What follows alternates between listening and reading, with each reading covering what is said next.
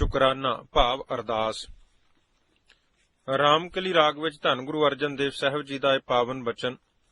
ਇਸ ਪਾਣੀ ਤੇ ਜਿਨ ਤੂੰ ਘਰਿਆ, ਮਾਟੀ ਕਾਲੇ ਦੇਹੁਰਾ ਕਰਿਆ। ਉਕਤ ਜੋਤ ਲੈ ਸੁਰਤ ਪ੍ਰੀਖਿਆ, ਮਾਤ ਗਰਭ ਮੈਂ ਜਿਨ ਤੂੰ ਰਾਖਿਆ। ਰਾਖਣ ਹਾਰ ਸੰਹਾਰ ਜਨਾ, ਸਗਲੇ ਛੋੜ ਵਿਚਾਰ ਮਨਾ। ਰਹਾਉ ਜਿਨ ਦੀਏ ਤੁਧ ਬਾਪ ਮਹਿਤਾਰੀ, ਜਿਨ ਦੀਏ ਭਰਾਤ ਪੁੱਤ ਹਾਰੀ। ਜਿਨ ਦੀਏ ਤੁਧ ਬਨਤਾ ਅਰਮੀਤਾ, ਤਿਸ ਠਾਕੁਰ ਕੇ ਰੱਖ ਲਿਹੁ ਚੀਤਾ। ਜਿਨ ਦੀਆ ਤੁਧ ਪਵਨ ਅਮੋਲਾ, ਜਿਨ ਦੀਆ ਤੁਧ ਨੀਰ ਨਿਰਮੋਲਾ। ਜਿਨ ਦੀਆ ਤੁਧ ਪਾਵਕ ਬਲਨਾ, ਤਿਸ ਠਾਕੁਰ ਕੀ ਰਹੋ ਮਨ ਸ਼ਰਨਾ। ਛੱਤੀ ਅੰਮ੍ਰਿਤ ਜਿਨ ਭੋਜਨ ਦੀਏ, ਅੰਤਰ ਥਾਨ ਠਹਿਰਾਵਨ ਕਉ ਕੀਏ। ਬਸੁਦਾ ਦੀਓ ਬਰਤਨ ਬਲਨਾ, ਤਿਸ ਠਾਕੁਰ ਕੇ ਚਿਤ ਰਖ ਚਰਨਾ। ਪੇਖਨ ਕਉ ਨੇਤਰ ਸੁਨਨ ਕਉ ਕਰਨਾ, ਹਸਤ ਕਮਾਵਨ ਬਾਸਨ ਰਸਨਾ। ਚਰਨ ਚਲਨ ਕਉ ਸਿਰ ਕੀਨੋ ਮੇਰਾ, ਮਾਨ ਤਿਸ ਠਾਕਰ ਕੇ ਪੂਜੋ ਪੈਰਾ। ਅਪਵਿੱਤਰ ਪਵਿੱਤਰ ਜਿਨ ਤੂੰ ਕਰਿਆ, ਸਗਲ ਜੋਨ ਮੈਂ ਤੂੰ ਸਿਰ ਧਰਿਆ। ਅਬ ਤੂੰ ਸੀਜ ਭਾਵੇਂ ਨਹੀਂ ਸੀਜੈ, ਕਾਰਜ ਸਵਰੈ ਮਨ ਪ੍ਰਭ ਧਿਆਈਜੈ। ਈਹਾਂ ਊਹਾਂ ਏਕੈ ਉਹੀ, ਜਤ ਕਤ ਦੇਖੀਐ ਤਤ ਤਤ ਤੋਹੀ। ਤਿਸ ਸੇਵਤ ਮਨ ਆਲਸ ਕਰੈ, ਜਿਸ ਵਿਸਰਿਐ ਇਕ ਨਿਮਖ ਨਾ ਸਰੈ। ਹਮ ਅਪਰਾਧੀ ਨਿਰਗੁਣਿਆਰੇ, ਨਾ ਕਿਛ ਸੇਵਾ ਨਾ ਕਰਮਾਰੇ। ਗੁਰ ਬੋਹਿਤ ਵਡਭਾਗੀ ਮਿਲਿਆ, ਨਾਨਕ ਦਾਸ ਸੰਗ ਪਾਥਰ ਤਰਿਆ। ਤਥਾ ਸੁਖਮਨੀ ਸਾਹਿਬ ਜੀ ਵਿੱਚ ਇਹ ਹੁਕਮ, ਜੇ ਪ੍ਰਸਾਦ ਧਰ ਉਪਰ ਸੁਖ ਬਸਹਿ। ਸੁਤ ਭਰਾਤ ਮੀਤ ਬਨਤਾ ਸੰਗ ਹਸਹਿ। ਜੇ ਪ੍ਰਸਾਦ ਪੀਵੈ ਸੀਤਲ ਜਲਾ, ਸੁਖਦਾਈ ਪਵਨ ਪਾਵਕ ਅਮੁੱਲਾ। ਜੇ ਪ੍ਰਸਾਦ ਭੋਗੈ ਸਭ ਰਸਾ, ਸਗਲ ਸਮਗਰੀ ਸੰਗ ਸਾਥ ਬਸਾ। ਦੀਨੇ ਹਸਤ ਪਾਵ ਕਰਨ ਨੇਤਰ ਰਸਨਾ, ਤਿਸੈ ਤਿਆਗ ਅਵਰ ਸੰਗ ਰਚਨਾ। ਐਸੇ ਦੋਖ ਮੂੜ ਅੰਧ ਵਿਆਪੇ, ਨਾਨਕ ਕਾਢ ਲਿਹੋ ਪ੍ਰਭ ਆਪੇ। ਇਹ ਗੁਰਵਾਕਾਂ ਅਨੁਸਾਰ ਪਰਮੇਸ਼ਰ ਜੀ ਨੇ ਜਿਤਨੇ ਕੋ ਪਰਉਪਕਾਰ ਸਾਡੇ ਜੀਵਾਂ ਉੱਪਰ ਕੀਤੇ ਹਨ, ਉਹਨਾਂ ਦੀ ਨਾ ਤਾਂ ਗਿਣਤੀ ਹੀ ਹੋ ਸਕਦੀ ਹੈ, ਨਾ ਹੀ ਕਿਸੇ ਪ੍ਰਕਾਰ ਦਾ ਸਿਲਾ ਹੀ ਚੁਕਾਇਆ ਜਾ ਸਕਦਾ ਹੈ। ਕੇਵਲ ਪ੍ਰਭੂ ਪਰਮੇਸ਼ਰ ਜੀ ਦਾ ਅਰਦਾਸ ਰੂਪ ਵਿੱਚ, ਬੇਨਤੀ ਰੂਪ ਵਿੱਚ, ਜੋਦੜੀ ਰੂਪ ਵਿੱਚ ਸ਼ੁਕਰਾਨਾ ਹੀ ਕੀਤਾ ਜਾ ਸਕਦਾ ਹੈ। ਸੋ ਜੋ ਜੀਵ ਵਾਹਿਗੁਰੂ ਜੀ ਦਾ ਸ਼ੁਕਰਾਨਾ ਕਰਕੇ ਆਪਣੇ ਫਰਜ਼ ਦੀ ਪੂਰਤੀ ਕਰਦਾ ਹੈ, ਗੁਰਦੇਵ ਜੀ ਉਸ ਜੀਵ ਆਤਮਾ ਉੱਪਰ ਬੇਅੰਤ ਪ੍ਰਸੰਨ ਹੁੰਦੇ ਹਨ। ਜੋ ਪਰਮੇਸ਼ਰ ਜੀ ਦੇ ਕੀਤੇ ਉਪਕਾਰਾਂ ਨੂੰ ਵਿਸਾਰ ਦਿੰਦਾ ਹੈ, ਉਹ ਅਕਿਰਤ ਘਣਤਾ ਦੇ ਦੋਸ਼ ਤੋਂ ਬਚ ਨਹੀਂ ਸਕਦਾ। ਭਾਈ ਗੁਰਦਾਸ ਜੀ ਦੀ ਨਿਗਾਹ ਵਿੱਚ ਅਕਿਰਤ ਘਣ ਹੀ ਦੁਨੀਆ ਵਿੱਚ ਸਭ ਤੋਂ ਵੱਡਾ ਅਪਰਾਧੀ ਹੈ। ਉਹਨਾਂ ਨੇ ਆਪਣੀਆਂ ਵਾਰਾਂ ਦੇ ਵਿੱਚ 35ਵੀਂ ਵਾਰ ਦੀ 8ਵੀਂ ਪੌੜੀ ਵਿੱਚ ਅਕਿਰਤ ਘਣ ਦੇ ਪ੍ਰਥਾਏ ਇਸ ਤਰ੍ਹਾਂ ਅੰਕਿਤ ਕੀਤਾ ਹੈ ਕਿ ਨਾ ਤਿਸ ਭਾਰੇ ਪਰਬਤਾਂ ਅਸਮਾਨ ਖਹੰਦੇ, ਨਾ ਤਿਸ ਭਾਰੇ ਕੋਟ ਗੜ ਕਰਬਾਰ ਦਸੰਦੇ। ਨਾ ਤਿਸ ਭਾਰੇ ਸਾਇਰਾਂ ਨਦ ਵਾਹ ਵਹੰਦੇ, ਨਾ ਤਿਸ ਭਾਰੇ ਤਰਵਰਾਂ ਫਲ ਸੁਫਲ ਫਲੰਦੇ।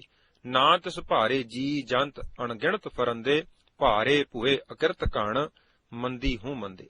ਸੋ ਇਸ ਲਈ ਜਦ ਵੀ ਆਪਾਂ ਸਤਿਗੁਰੂ ਜੀ ਦੀਆਂ ਬਖਸ਼ਿਸ਼ ਕੀਤੀਆਂ ਦਾਤਾਂ ਨੂੰ ਵਰਤੀਏ, ਭੁੰਚੀਏ, ਤਦੋਂ ਉਸ ਅਕਾਲ ਪੁਰਖ ਜੀ ਦਾ ਅਰਦਾਸ ਰੂਪ ਵਿੱਚ ਸ਼ੁਕਰਾਨਾ ਜ਼ਰੂਰ ਕਰਨਾ ਚਾਹੀਏ। ਬਾਬਾ ਜੀ ਦੇ ਜੀਵਨ ਦਾ ਇਹ ਨਿਯਮ ਸੀ ਕਿ ਕੋਈ ਵੀ ਆਹਾਰ ਪਾਨ ਕਰਨ ਤੋਂ ਪਹਿਲੇ ਤੇ ਬਾਅਦ ਵਿੱਚ ਛੋਟੀ ਅਰਦਾਸ ਦੇ ਰੂਪ ਵਿੱਚ ਸ਼ੁਕਰਾਨਾ ਕਰਿਆ ਕਰਦੇ ਸਨ, ਅਤੇ ਜਦ ਵੀ ਕੋਈ ਨਵੀਂ ਵਸਤੂ ਵਰਤਣੀ ਆਰੰਭ ਕਰਨੀ ਹੋਵੇ, ਤਦ ਵੀ ਅਰਦਾਸ ਰੂਪ ਵਿੱਚ ਪਰਮੇਸ਼ਰ ਜੀ ਦਾ, ਅਕਾਲ ਪੁਰਖ ਜੀ ਦਾ ਸ਼ੁਕਰਾਨਾ ਸਤਿਗੁਰੂ ਜੀ ਦਾ ਧੰਨਵਾਦ ਕਰਕੇ ਹੀ ਵਰਤਦੇ, ਅਤੇ ਸਮੂਹ ਪ੍ਰੇਮੀਆਂ ਨੂੰ ਐਸਾ ਕਰਨ ਲਈ ਪ੍ਰੇਰਿਆ ਕਰਦੇ ਕਿ ਭਾਈ ਜਿਸ ਦਾ ਦਿੱਤਾ ਖਾਵਣਾ, ਤਿਸ ਕਹੀਐ ਸਾਬਾਸ। ਨਾਨਕ ਹੁਕਮ ਨਾ ਚੱਲਈ, ਨਾਲ ਖਸਮ ਚੱਲੈ ਅਰਦਾਸ। ਸਤਿਗੁਰ ਤੁਮਰੇ ਕਾਜ ਸਵਾਰੇ। ਸਰਦਾਰ ਗੋਬਿੰਦ ਪ੍ਰਸਾਦ ਸਿੰਘ ਗਰੇਵਾਲ ਨੇ ਆਪਣੇ ਇੱਕ ਪੱਤਰ ਲਿਖ ਕੇ ਆਪਣੇ ਨਾਲ ਬੀਤੀ ਇਹ ਘਟਨਾ, ਜੋ ਬਾਬਾ ਜੀ ਦੇ ਜੀਵਨ ਪ੍ਰਥਾਏ ਸੀ, ਉਹ ਦੱਸੀ ਕਿ ਲੁਧਿਆਣਾ ਇੰਜੀਨੀਅਰਿੰਗ ਕਾਲਜ ਵਿੱਚ ਡਿਗਰੀ ਪ੍ਰਾਪਤ ਕਰਨ ਉਪਰੰਤ ਉਹਨਾਂ ਨੂੰ ਟੈਕਨੀਕਲ ਨੌਕਰੀ ਮਿਲ ਗਈ ਤੇ ਥੋੜੇ ਸਮੇਂ ਬਾਅਦ ਹੀ ਉਹ Ambala cantt air force station ਵਿਖੇ 32 ਸੁਕਾਡਨ ਵਿੱਚ ਟੈਕਨੀਕਲ ਅਫਸਰ ਦੀ ਅਸਾਮੀ ਤੇ ਲੱਗ ਗਏ। ਇੱਕ ਵਾਰ ਉਹਨਾਂ ਨੂੰ ਹਵਾਈ ਹਾਦਸੇ ਦੀ ਜਾਂਚ ਕਰਨ ਵਾਸਤੇ ਆਦਮਪੁਰ ਹਵਾਈ ਅੱਡੇ ਤੇ ਜਾਂਚ ਕਮੇਟੀ ਦੇ ਹੋਰ ਮੈਂਬਰਾਂ ਨਾਲ ਜਾਣਾ ਪਿਆ। ਜਾਂਚ ਦਾ ਕਾਰਜ ਮੁਕੰਮਲ ਕਰਨ ਉਪਰੰਤ ਉਹ ਲਿਖਦੇ ਹਨ ਕਿ ਮੈਂ ਗੁਰਦੁਆਰਾ ਰਾਮਪੁਰ ਖੇੜਾ ਸਾਹਿਬ ਵਿਖੇ ਸੰਤ ਬਾਬਾ ਹਰਨਾਮ ਸਿੰਘ ਜੀ ਨੂੰ ਉਚੇਚਾ ਮਿਲਣ ਵਾਸਤੇ ਗਿਆ ਤੇ ਬਾਬਾ ਜੀ ਪਾਸ ਬੈਠ ਕੇ ਗੁਰਮਤਿ ਦੀਆਂ ਵਿਚਾਰਾਂ ਸਾਂਝੀਆਂ ਕੀਤੀਆਂ। ਵਾਪਸੀ ਤੇ ਮੈਂ ਆਪਣਾ ਅੰਬਾਲਾ ਕੈਂਟ ਦਾ ਸਰਨਾਮਾ ਬਾਬਾ ਜੀ ਨੂੰ ਦੇ ਦਿੱਤਾ ਤੇ ਦਰਸ਼ਨ ਦੇਣ ਲਈ ਬੇਨਤੀ ਵੀ ਕੀਤੀ।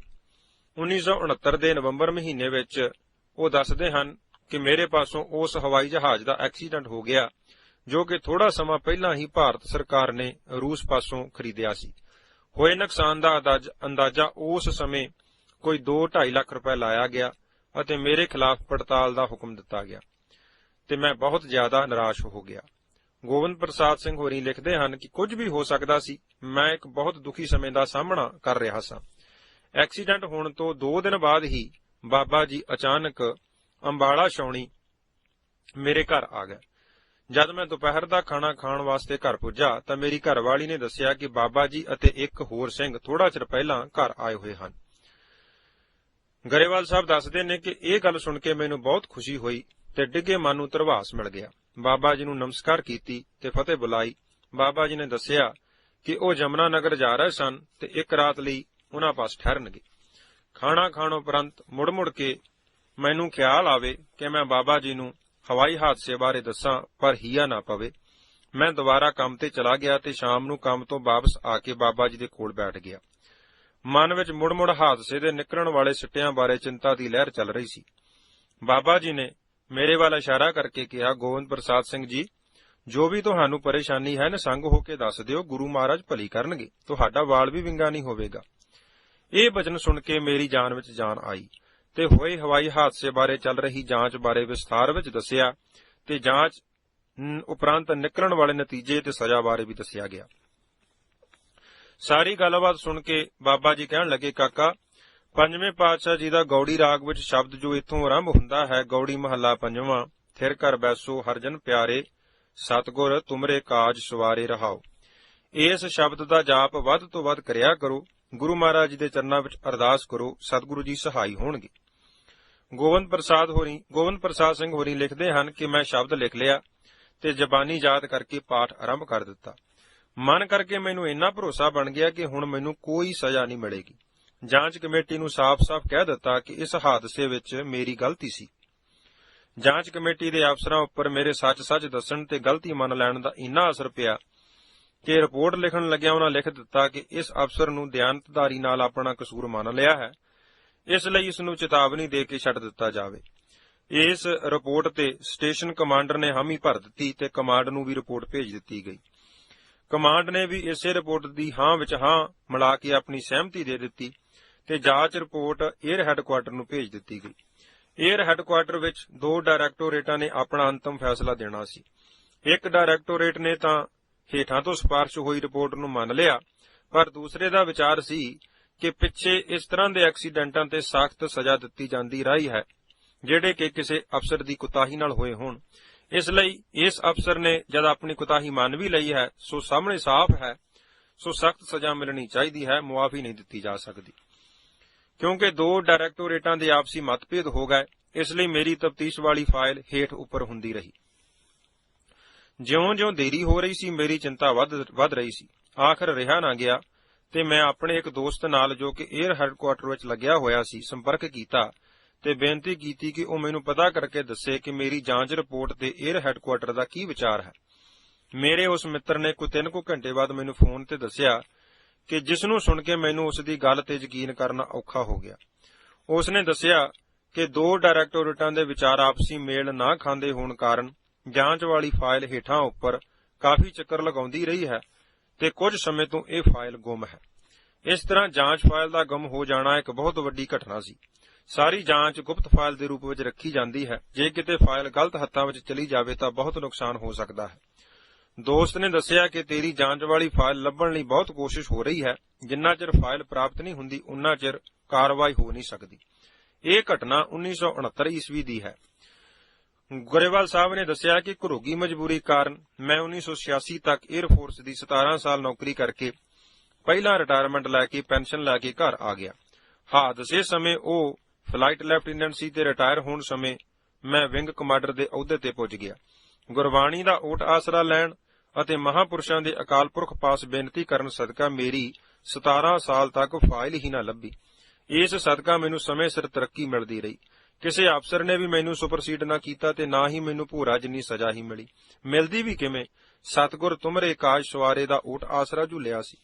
ਜੇ ਮੈਂ ਕਿਸੇ ਵੀ ਪ੍ਰਾਣੀ ਨੂੰ ਉੱਪਰਲੀ ਆਪਣੀ ਇਸ ਘਟਨਾ ਬਾਰੇ ਦੱਸਦਾ ਹਾਂ ਤਾਂ ਉਹ ਕਦੇ ਵੀ ਭਰੋਸਾ ਨਹੀਂ ਕਰਦਾ ਕਿ ਇਹ ਕਿਵੇਂ ਹੋ ਸਕਦਾ ਹੈ, ਕਿਉਂਕਿ ਖਾਸ ਕਰਕੇ ਸੁਰੱਖਿਆ ਮਹਿਕਮੇ ਵਿੱਚ ਜਾਂਚ ਫਾਈਲਾਂ ਬਹੁਤ ਹੀ ਗੁਪਤ ਤੇ ਪੂਰੀ ਸੁਰੱਖਿਆ ਹੇਠ ਰੱਖੀਆਂ ਜਾਂਦੀਆਂ ਹਨ।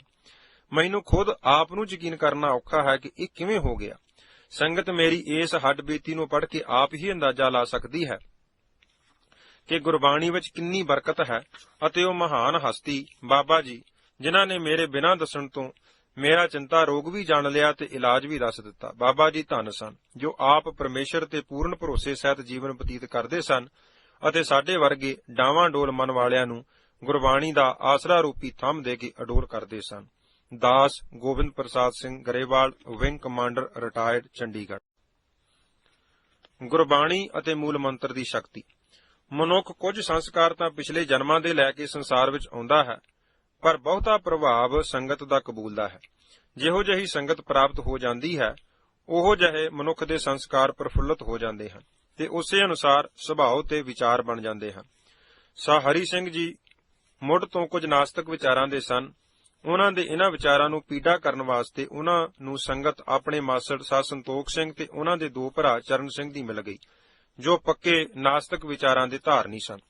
ਸਾਹ ਹਰੀ ਸਿੰਘ ਹੋਰੀਆਂ ਆਪਣੇ ਮਾਸੜ ਹੋਰਾਂ ਦੇ ਪੱਕੇ ਪੈਰੋਕਾਰ ਬਣ ਗਏ ਤੇ ਹੌਲੀ-ਹੌਲੀ ਸਾਰਾ ਪਰਿਵਾਰ ਹੀ ਇਹਨਾਂ ਦੇ ਵਿਚਾਰਾਂ ਦਾ ਧਾਰਨੀ ਬਣ ਗਿਆ। ਪੜ੍ਹਾਈ ਕਰਨ ਉਪਰੰਤ ਸਾਹ ਹਰੀ ਸਿੰਘ ਕੈਨੇਡਾ ਚਲੇ ਗਏ ਤੇ ਉੱਥੇ ਪੱਕੇ ਹੋਣ ਉਪਰੰਤ ਆਪਣੇ ਪਰਿਵਾਰ ਨੂੰ ਵੀ ਸੱਦ ਲਿਆ। ਇਹਨਾਂ ਦੇ ਘਰ ਦੋ ਬੱਚੀਆਂ ਨੇ ਜਨਮ ਲਿਆ। ਕੁਦਰਤ ਨੇ 1977 ਵਿੱਚ ਇਹਨਾਂ ਦੇ ਘਰ ਇੱਕ ਭੁਚੰਗੀ ਨੂੰ ਜਨਮ ਦਿੱਤਾ, ਪਰ ਦੇਵਨੇਤ ਨਾਲ ਜਨਮ ਸਮੇਂ ਕਿਸੇ ਕਾਰਨ ਉਸ ਦੇ ਦਿਮਾਗ ਨੂੰ ਕੁਝ ਸਮਾਂ ਆਕਸੀਜਨ ਨਾ ਮਿਲ ਸਕੀ, ਜਿਸ ਕਾਰਨ ਬੱਚੇ ਦੇ ਦਿਮਾਗੀ ਸੈੱਲ ਮਰ ਗਏ। ਜੋ ਸੈੱਲ ਬਚੇ ਵੀ ਸਨ, ਉਹ ਵੀ ਪੂਰਾ ਕੰਮ ਕਰਨ ਦੇ ਸਮਰੱਥ ਨਹੀਂ ਸਨ। ਦੁਨਿਆਵੀ ਵਸੀਲਿਆਂ ਅਨੁਸਾਰ ਡਾਕਟਰ ਨੇ ਇਲਾਜ ਕਰਨ ਪੱਖੋਂ ਕੋਈ ਕਸਰ ਬਾਕੀ ਨਾ ਛੱਡੀ, ਪਰ ਕੁਦਰਤ ਦੇ ਨਾਲ ਕੋਈ ਜ਼ੋਰ ਨਹੀਂ ਚੱਲ ਸਕਦਾ। ਬੱਚਾ, ਜਿਸ ਦਾ ਨਾਮ ਸੁਰਜੀਤ ਸਿੰਘ ਰੱਖਿਆ ਗਿਆ, ਉਹ ਮਾਸ ਤੇ ਹੱਡੀਆਂ ਦਾ ਇੱਕ ਬੁੱਤ ਹੀ ਸੀ। ਜਿੱਥੇ ਜਿਸ ਹਾਲਾਤ ਵਿੱਚ ਉਸ ਨੂੰ ਰੱਖ ਦਿਓ, ਉਸੇ ਹਾਲਤ ਵਿੱਚ ਹੀ ਪਿਆ ਰਹਿੰਦਾ। 3 ਸਾਲ ਤੱਕ ਨਾ ਉਹ ਬੋਲ ਸਕਦਾ, ਨਾ ਬੈਠ ਸਕਦਾ ਤੇ ਨਾ ਹੀ ਆਪਣੇ ਆਪ ਕੁਝ ਖਾ ਸਕਦਾ ਸੀ। ਤੁਰਨਾ ਤਾਂ ਦੂਰ ਦੀ ਗੱਲ ਸੀ। ਹਰ 3 ਮਹੀਨੇ ਪਿੱਛੋਂ ਉਸ ਬੱਚੇ ਦਾ ਮੈਡੀਕਲ ਚੈੱਕਅਪ ਵੀ ਹੁੰਦਾ। ਕਈ ਵਾਰ ਡਾਕਟਰਾਂ ਦੇ ਬੋਰਡ ਬੈਠਦੇ, ਪਰ ਸਾਰਿਆਂ ਡਾਕਟਰਾਂ ਦੀ ਇੱਕੋ ਰਾਏ ਸੀ ਕਿ ਸੁਰਜੀਤ ਸਿੰਘ ਨਾਮ ਦਾ ਬੱਚਾ, ਜਿਸ ਦੇ ਜਨਮ ਸਮੇਂ ਦਿਮਾਗ ਨੂੰ ਆਕਸੀਜਨ ਨਹੀਂ ਮਿਲ ਸਕੀ ਸੀ, ਇਸ ਕਰਕੇ ਨਾ ਤਾਂ ਇਹ ਦਿਮਾਗੀ ਤੌਰ ਤੇ ਸੁਚੇਤ ਹੋਵੇਗਾ ਤੇ ਨਾ ਹੀ ਸਰੀਰਕ ਤੌਰ ਤੇ। ਇਹ ਬੱਚਾ ਅਪਾਹਜ ਹੀ ਰਹੇਗਾ, ਕਿਉਂਕਿ ਸਰੀਰ ਨੂੰ ਕੰਟਰੋਲ ਕਰਨ ਵਾਲੇ ਸਾਰੇ ਸੈੱਲ ਅਦਮ ਹੋਏ ਹੋ ਚੁੱਕੇ ਹਨ। ਜੋ ਵੀ ਗਵਰਨਮੈਂਟ ਅਪਾਹਜ ਬੱਚੇ ਨੂੰ ਸਹੂਲਤਾਂ ਦੇ ਸਕਦੀ ਸੀ, ਉਹ ਸਾਰੀਆਂ ਸਹੂਲਤਾਂ ਸੁਰਜੀਤ ਸਿੰਘ ਨੂੰ ਦੇਣ ਲਈ ਡਾਕਟਰੀ ਰਿਪੋਰਟ ਵਿੱਚ ਸਿਫਾਰਸ਼ ਕਰ ਦਿੱਤੀ ਗਈ। ਨਾਲ ਹੀ ਵੈਨਕੂਵਰ ਦੇ ਵੱਡੇ ਹਸਪਤਾਲ ਵਿੱਚ ਵੱਖ-ਵੱਖ ਡਾਕਟਰੀ ਵਿਭਾਗਾਂ ਦੇ ਜੋ ਮੁਖੀ ਡਾਕਟਰ ਸਨ, ਉਹਨਾਂ ਪਾਸ 3 ਮਹੀਨੇ ਦੀ ਤਰੀਕ ਦੇ ਕੇ ਆਖਰੀ ਰਾਏ ਲੈਣ ਵਾਸਤੇ ਵੀ ਸਿਫਾਰਸ਼ ਕੀਤੀ ਗਈ। ਸੁਰਜੀਤ ਸਿੰਘ ਦੇ ਮਾਤਾ-ਪਿਤਾ ਆਪਣੀ ਪੂਰੀ ਤਨਦੇਹੀ ਨਾਲ ਉਸ ਬੱਚੇ ਦੀ ਸੇਵਾ ਕਰਦੇ ਤੇ ਮਨ ਵਿੱਚ ਬੱਚੇ ਦੇ ਅਪਾਹਜ ਹੋਣ ਦਾ ਝੋਰਾ ਵੀ ਲੱਗਾ ਰਹਿੰਦਾ। ਆਖਿਰ ਸਤੰਬਰ 1981 ਦਾ ਉਹ ਦਿਨ ਵੀ ਆ ਗਿਆ, ਜਿਸ ਦਿਨ ਸਾਰੇ ਵਿਭਾਗਾਂ ਦੇ ਮੁਖੀਆਂ ਦੇ ਬੋਰਡ ਨੇ ਸੁਰਜੀਤ ਸਿੰਘ ਦਾ ਫਾਈਨਲ ਚੈੱਕਅਪ ਕਰਕੇ ਆਖਰੀ ਰਿਪੋਰਟ ਦੇਣੀ ਸੀ। ਸਾਹ ਹਰੀ ਸਿੰਘ ਤੇ ਬੀਬੀ ਗੁਰਦੇਵ ਕੌਰ ਦਿੱਤੇ ਸਮੇਂ ਤੇ ਹਸਪਤਾਲ ਪੁੱਜ ਗਏ। ਵਾਰੀ ਆਉਣ ਤੇ ਡਾਕਟਰਾਂ ਨੇ ਸੁਰਜੀਤ ਸਿੰਘ ਦੇ ਪੈਰਾਂ ਤੋਂ ਲੈ ਕੇ ਸਿਰ ਤੱਕ ਸਾਰੇ ਸਰੀਰ ਦੀ ਸਕੈਨਿੰਗ ਕੀਤੀ ਤੇ ਲੋੜੀਂਦੇ ਐਕਸ-ਰੇ ਅਤੇ ਟੈਸਟ ਆਦਿਕ ਕੀਤੇ। ਸ਼ਾਮ ਨੂੰ ਜੋ ਰਿਪੋਰਟ ਦਿੱਤੀ, ਉਸ ਵਿੱਚ ਵੀ ਉਹਨਾਂ ਸਾਰਿਆਂ ਦੇ ਪਹਿਲੇ ਡਾਕਟਰਾਂ ਵਾਲੀ ਹੀ ਰਾਏ ਸੀ ਕਿ ਇਹ ਬੱਚਾ ਪੂਰਨ ਤੌਰ ਤੇ ਸਰੀਰਕ ਤੇ ਦਿਮਾਗੀ ਅਪਾਹਜ ਹੀ ਰਹੇਗਾ। ਥੋੜਾ ਬਹੁਤਾ ਦਵਾਈ ਵਿੱਚ ਵਾਧਾ ਕਰਕੇ ਸਾਹ ਹਰੀ ਸਿੰਘ ਹੋਰਾਂ ਨੂੰ ਦੇ ਦਿੱਤੀ ਤੇ ਹੌਸਲਾ ਦੇਣ ਵਾਲੇ ਲਹਿਜੇ ਵਿੱਚ ਡਾਕਟਰਾਂ ਨੇ ਸਾਰੀ ਗੱਲ ਦੱਸ ਦਿੱਤੀ ਤੇ ਨਾਲ ਹੀ ਕਿਹਾ ਕਿ ਡਾਕਟਰੀ ਤੌਰ ਤੇ ਜੋ ਸਾਡੀ ਸਾਇੰਸ ਅਗਵਾਈ ਕਰਦੀ ਹੈ, ਉਹ ਕਰ ਵੇਖਿਆ ਹੈ ਤੇ ਕਰ ਰਹੇ ਹਾਂ। ਜਨਮ ਤੋਂ ਹੀ ਬੱਚੇ ਦੇ ਦਿਮਾਗ ਨੂੰ ਆਕਸੀਜਨ ਨਾ ਮਿਲਣ ਕਰਕੇ ਦਿਮਾਗ ਅਧਮੋਇਆ ਹੋ ਚੁੱਕਾ ਹੈ।